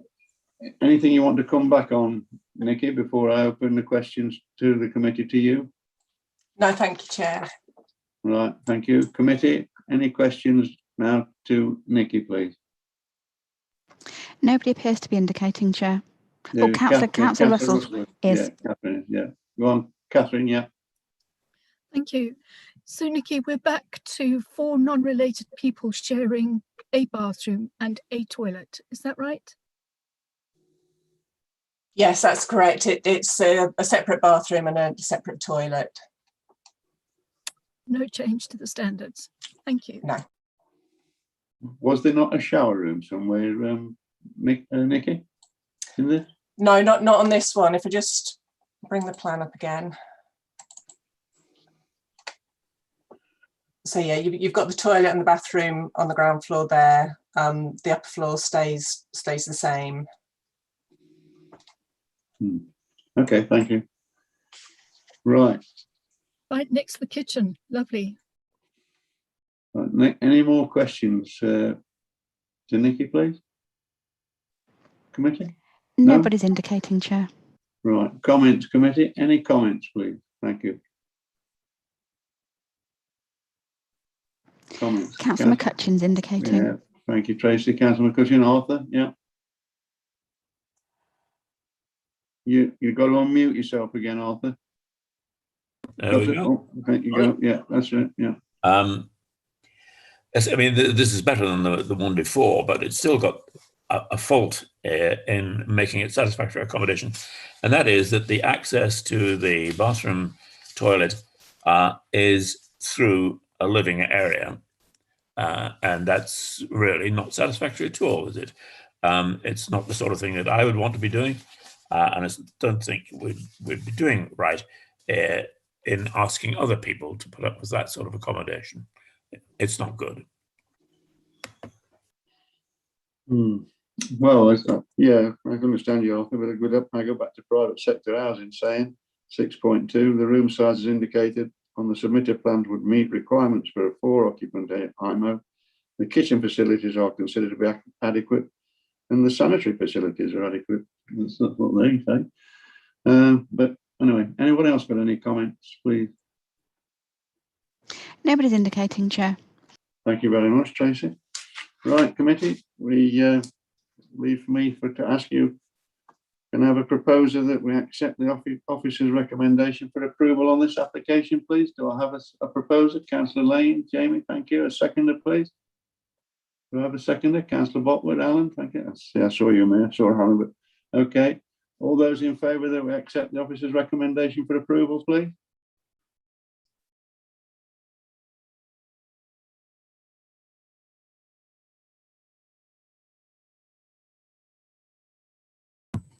Seven hands in the air, Chair. Thank you. So that's 7-4. Those, any against, please?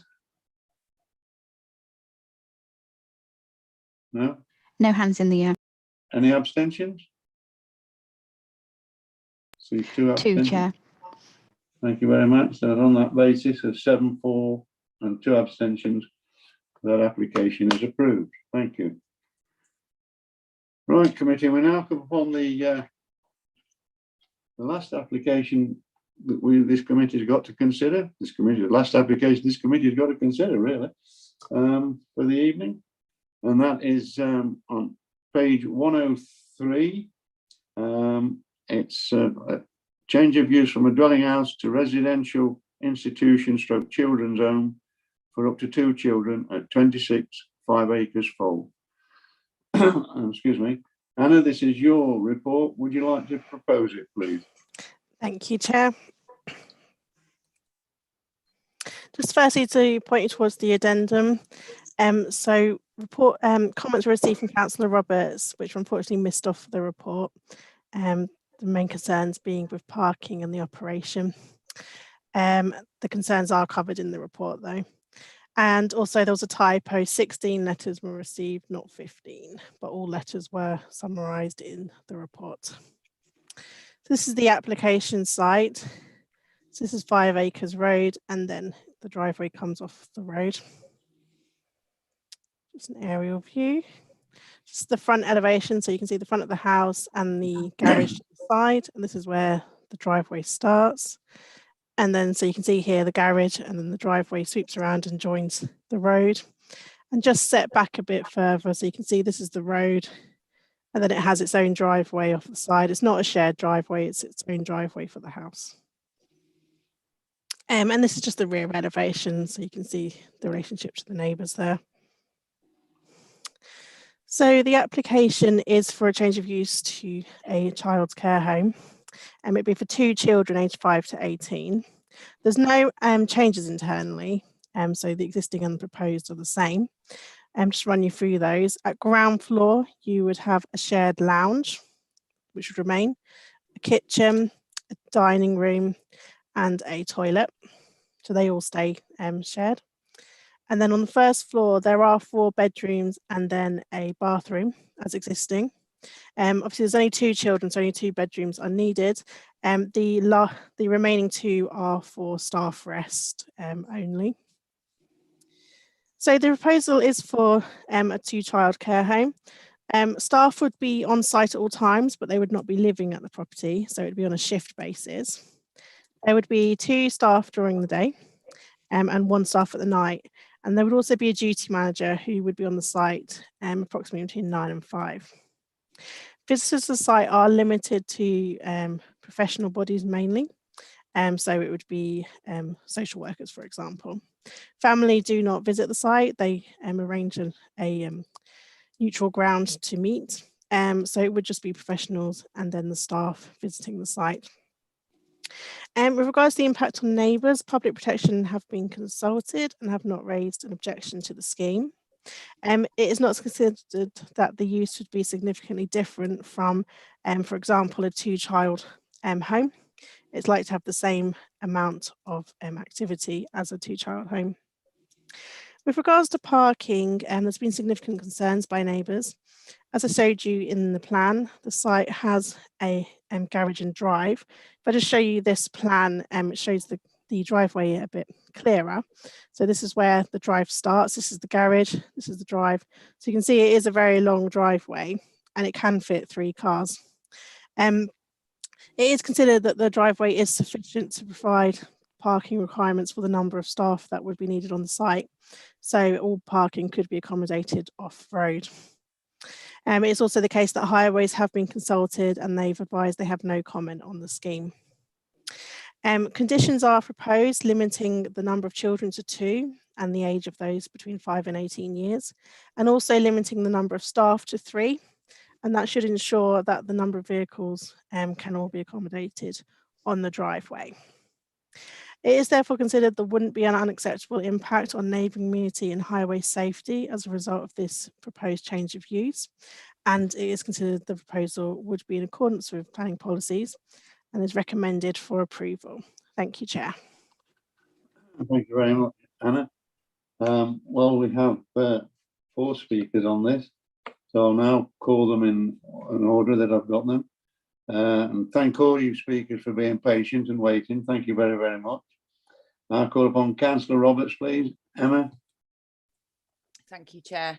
Thank you. Um, Just identify yourself again in what capacity you speak against the particular application, Emma, please. Of course, Councillor Roberts, Councillor for Delapre and Briar Hill Ward. Thank you. Thank you very much. You have 3 minutes. Thank you. Thank you. I'm asking the committee to refuse the application. I do believe it impacts on highway safety because I do believe that there is evidence of additional parking use in the close.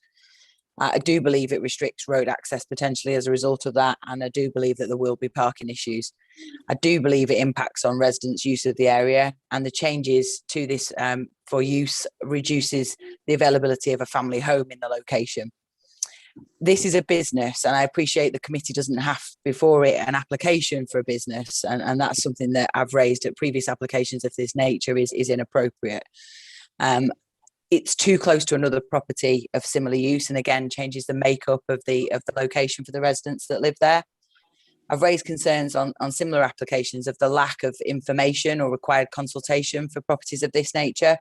Parking surveys aren't done, so how highways can suggest that there's no objection is really beyond me, but there's no evidence base for these applications, and that means that the information that is needed to consider isn't provided. 7.6 of the report suggests that there's no difference here to a family dwelling house, but it's not a family dwelling house, nor is it being used in the same way as a family dwelling house would be. And a family won't be settling here, nor will the residents of the property. Whilst I completely recognise the need for housing of this makeup and a support network like this, I think there's little thought being given to these types of assessments and so little regulation. And whilst that item might not be a material planning consideration, the previous issues I've raised and the residents have raised are the company and the applicant are the same as the company and applicant running another property in the location. And as you can see from the report, there is already planning control investigating the use of that property in respect of visits to the property and the numbers of people using it. So I think it's wrong to reward that position with consent to this application. There's no restriction, or sorry, no condition restricting the use or the number of meetings. So you've actually got nothing to enforce. So the promise from the applicant that there won't be meetings taking place there and there'll be no visits taking place there. Residents believe that that is happening at the moment and happens regularly, and the close is filled with vehicles as a result. And because there's no conditions surrounding that, you've got nothing to enforce. You've just got a promise from the applicant. So I ask you to take the position of a refusal. At the very least, there should be a condition that can be enforced around that nature. Thank you. And apologies if you heard the little and having a play in the background. All right. Thank you, Emma. Thank you, Councillor Roberts. Any questions to ask of Councillor Roberts Committee? Any? Nobody's indicating, Chair. Thank you, Emma. Thank you very much. And I'll call upon Mr. Tony Potter, please. Mr. Potter. Good evening, Chair. Thank you for being patient. If you just identify yourself and in what capacity you speak, please. Thank you, Mr. Chairman. I'm Anthony Potter and I'm the owner of number 25, 5 Acres Fold. Okay, you have 3 minutes. Thank you. Thank you. I speak in objection to the application at 26, 5 Acres Fold. The majority of the residents in the surrounding properties have objected to this, and the letters on the council website, there is not one letter in favour of this change of use. I do hope that the committee members have been able to read these letters and the strong reasons put forward, and will take into account the consideration of our experience of number 35 Acres Fold, which is currently being used as a children's home. I'm sure you will be aware from these letters there are serious breaches of planning consent at number 30 by holding meetings there and resulting up to 6 cars being parked irresponsibly, blocking vehicle access and pathways, causing difficulty for emergency services and individuals. Instead of the 2 cars on the drive, which was agreed at a previous committee meeting. A normally family would not normally generate 6 cars on a regular basis. I, along with other neighbours, have personally complained to the management at number 30 about this and was met with nothing short of contempt. These drivers seem to be unaware of the highway code and have no consideration for the surrounding residents. This breach has been raised with the Principal Planning Enforcement Officer. Young children and teenagers would find it difficult to integrate with the age demographic of the residents, as this is not an estate with young families on it. Number 26 has been purchased by the same person who owns number 30, purely as an investment property from which he can make more money as a children's home than just by renting it. His motives are purely commercial rather than altruistic. There has been no prior consultation on this application at number 26. The homeowners on the estate consider that they are being discriminated against and their rights are being ignored. Unease is prevalent on this small estate and goodwill is being stretched to the limit by this second application for a children's home. Clearly, we are sympathetic to the needs of disadvantaged children. 30 seconds remaining. And recognise their right to a stable and loving home. But the current proposal is not a suitable location for such a children's home, being at the end of a small cul-de-sac surrounded by residents of an older generation. This may lead to behavioural issues which will negatively impact on our estate. Our current experience of number 30 leads us to believe that a second children's home on such a small estate would only exacerbate the situation of congestion. That's 3 minutes. And our residents' Thank you. concerns. Thank you, Mr. Potter. No, thank you. If anybody if you just remain with us in case any of the committee's got any questions to ask of you. Committee, any questions to ask of Mr. Potter, please? No. Nobody's indicating, Chair. Appreciate that, Tracy. Thank you very much. Thank you, Mr. Potter. I now call upon, I hope I get this pronunciation right, but forgive me if I don't. Mr. Chairman, just before you go into that, apologies for this. We do actually have a second member of the public who's registered to speak against this item. Lisa Hanley Perks. She registered at 6 o'clock last night. She was in time. I did send her the Zoom invite, but forgot to put her on the list. My apologies. She's in the meeting now. She's ready to speak. If she's met the criteria, She did. If you're saying she registered in time, I'm sorry, it's Lisa Hanley Perks. Is that right? That's That is correct. Okay, righto. I have no problem in granting it this particular occasion. Thank you very much. So, Lisa, if you'd identify yourself and in what capacity you speak, please. Hello, my name is Lisa Hanley Perks and I live at number 24, 5 Acres Fold. Okay, you have 3 minutes. Thank you. Thank you. I totally understand that disadvantaged children or children in care need to go somewhere. However, I work in a school and I work with a number of children that are in care, and the behaviour of these children that are in care homes are very challenging. However, the children that are in foster homes in a loving family environment are more stable. Children that are in foster homes with foster parents have more of a caring home and not someone that's paid to do a job. Number 26, 5 Acres Fold was purchased for monetary gain. This is the same owner as number 30, 5 Acres Fold, the current children's home. My understanding that these properties were private use only and not for business as part of the restrictive covenant. This change will also alter the character of the area from a close-knit community. There's been regular incidents where there have been police presence at this current children's home, and the concerns by the residents that we've been ignored, and the planning will favour someone's financial interest as an investor. The current children's home is 4 doors away from number 26, and there's many issues with parking. There's been a number of breaches to the planning consent, and there's which is no more than 2 cars visiting the property. There's been as many as 6 at the property at one time, and some of the cars have been parked on the path, leaving people to walk on the road and not leaving enough room for emergency services to gain access to the estate. Number 26 is located in a cul-de-sac, also suffering from lack of parking. The children's home would add to the issues with the number of vehicles coming and going from the property, especially if there's another breach of consent. I strongly object to the planning application. We are extremely disappointed that none of the residents had any consultation about the planning application about 26 5 acres fold, and I would like to know the reasons why we weren't informed. The other question I must ask, would you agree to a children's home being granted next to your family home? 30 seconds remaining.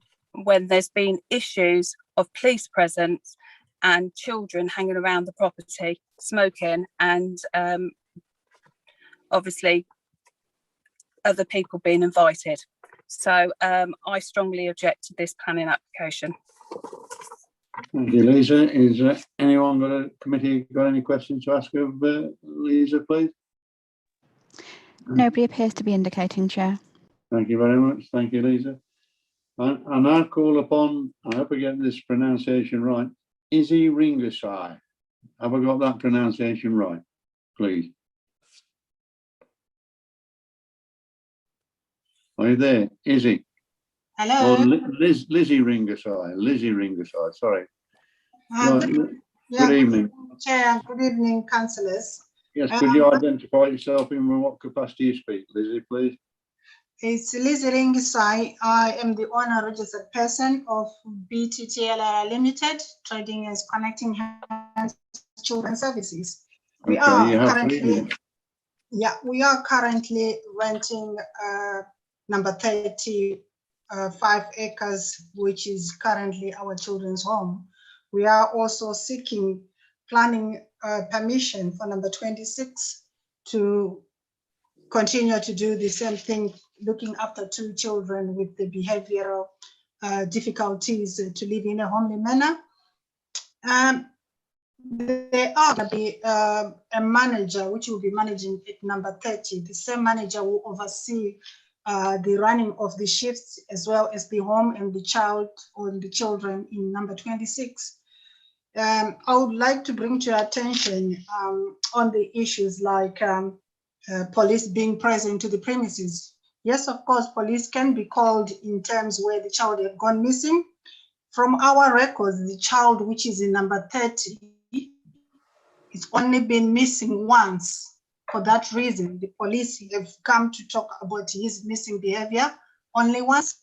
Yes, police, they come in doing routine according to all children's home. They visit monthly. Not that always there will be a problem. There won't be a problem. Sometimes it's just in general welfare. The place will be regulated by Ofsted regulation. Yes, I understand people are worried within the community that they will bring too much noise. The young person at number 30 is well settled. They've never had fights with neighbors. They've never caused any havoc. So really, we'll maintain the same standards of care and support to our young ones. The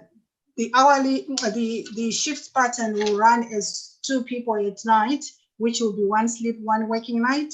And there will be a senior and another support worker during the day. So it will be 2 on each shift overseen by the manager.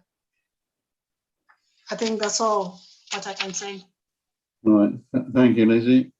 Committee, anyone got any questions? Members, to Lizzie, please. Nobody appears to. Oh, Councillor Markham's indicating, Chair.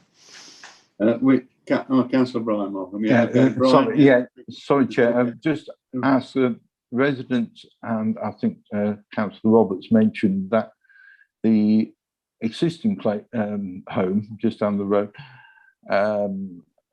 there being more than the 2 staff on site.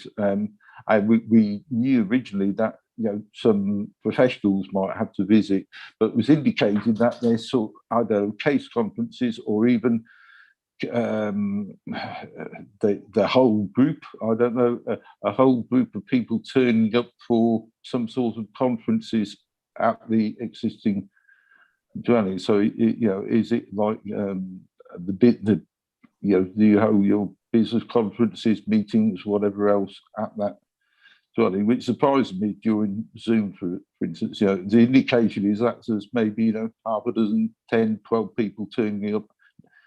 And if they do, how frequently does that happen, I wondered? Lizzie, that's a question to you.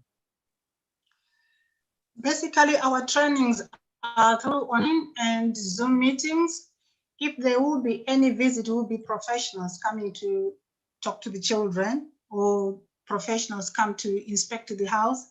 But as you know, during COVID, there were very limited and very less visit to the house in terms of that.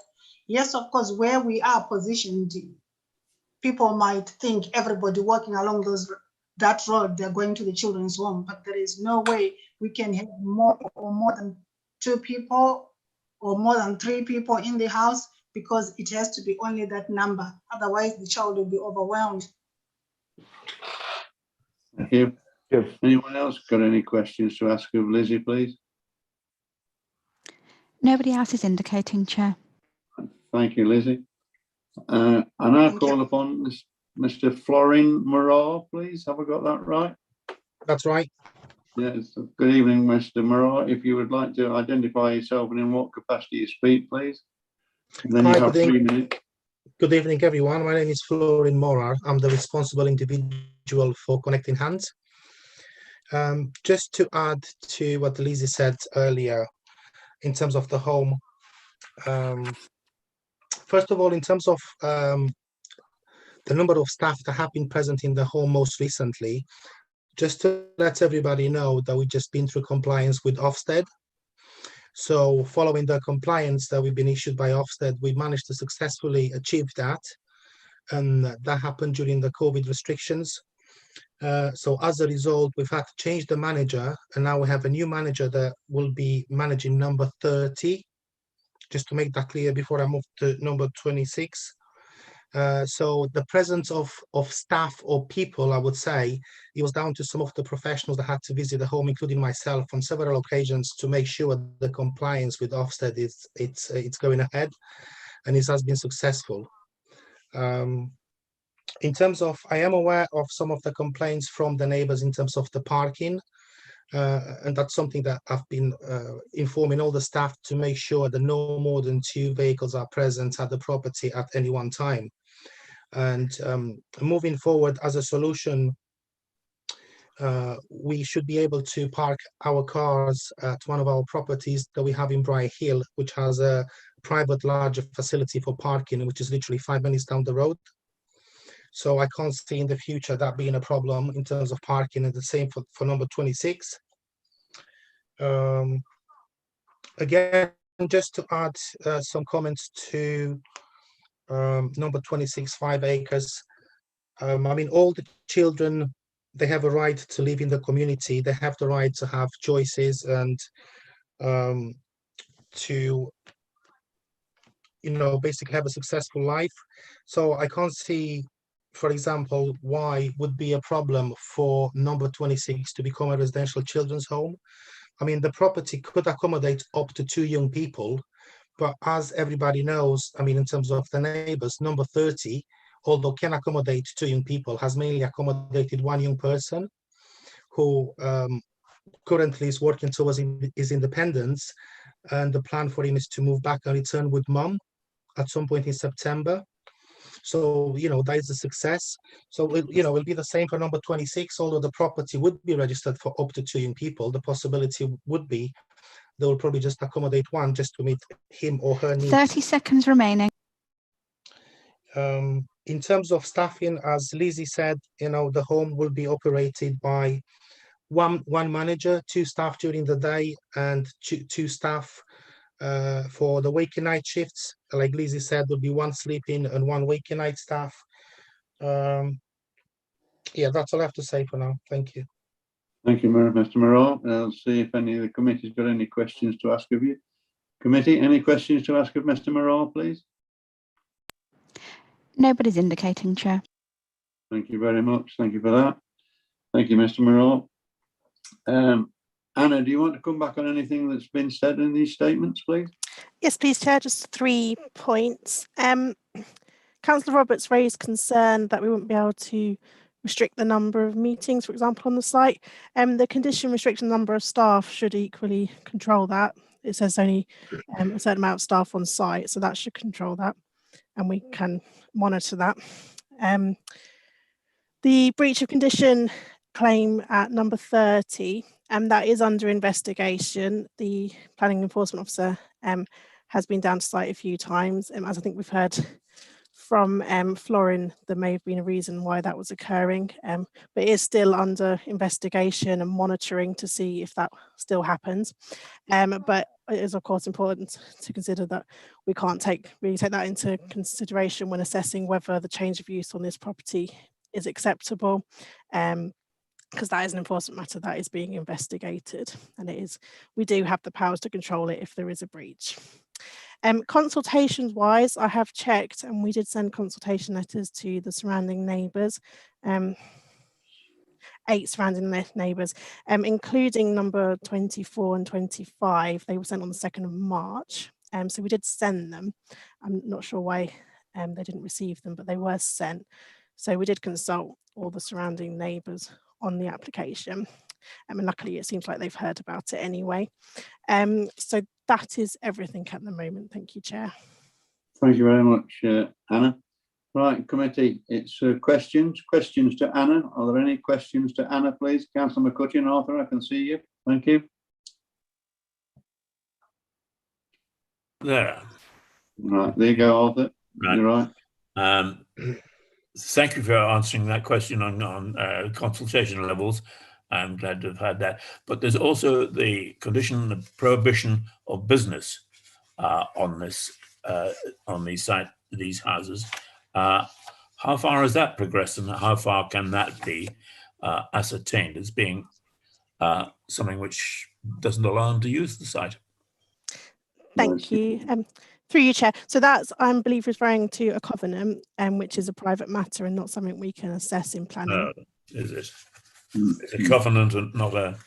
It's not a planning material. No, we can't. Not a planning condition. Oh, right. No. Not a planning material condition. Anyone else got any questions to ask of Anna, please? Nobody's indicating, Chair. Thank you, Tracy.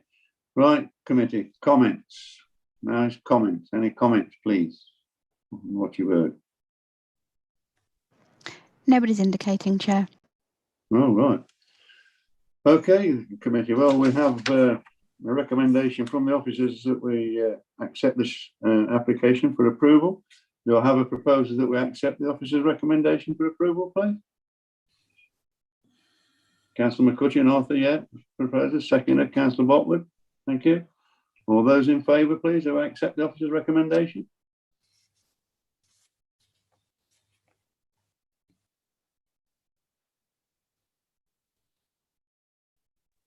Eight hands in the air, Chair.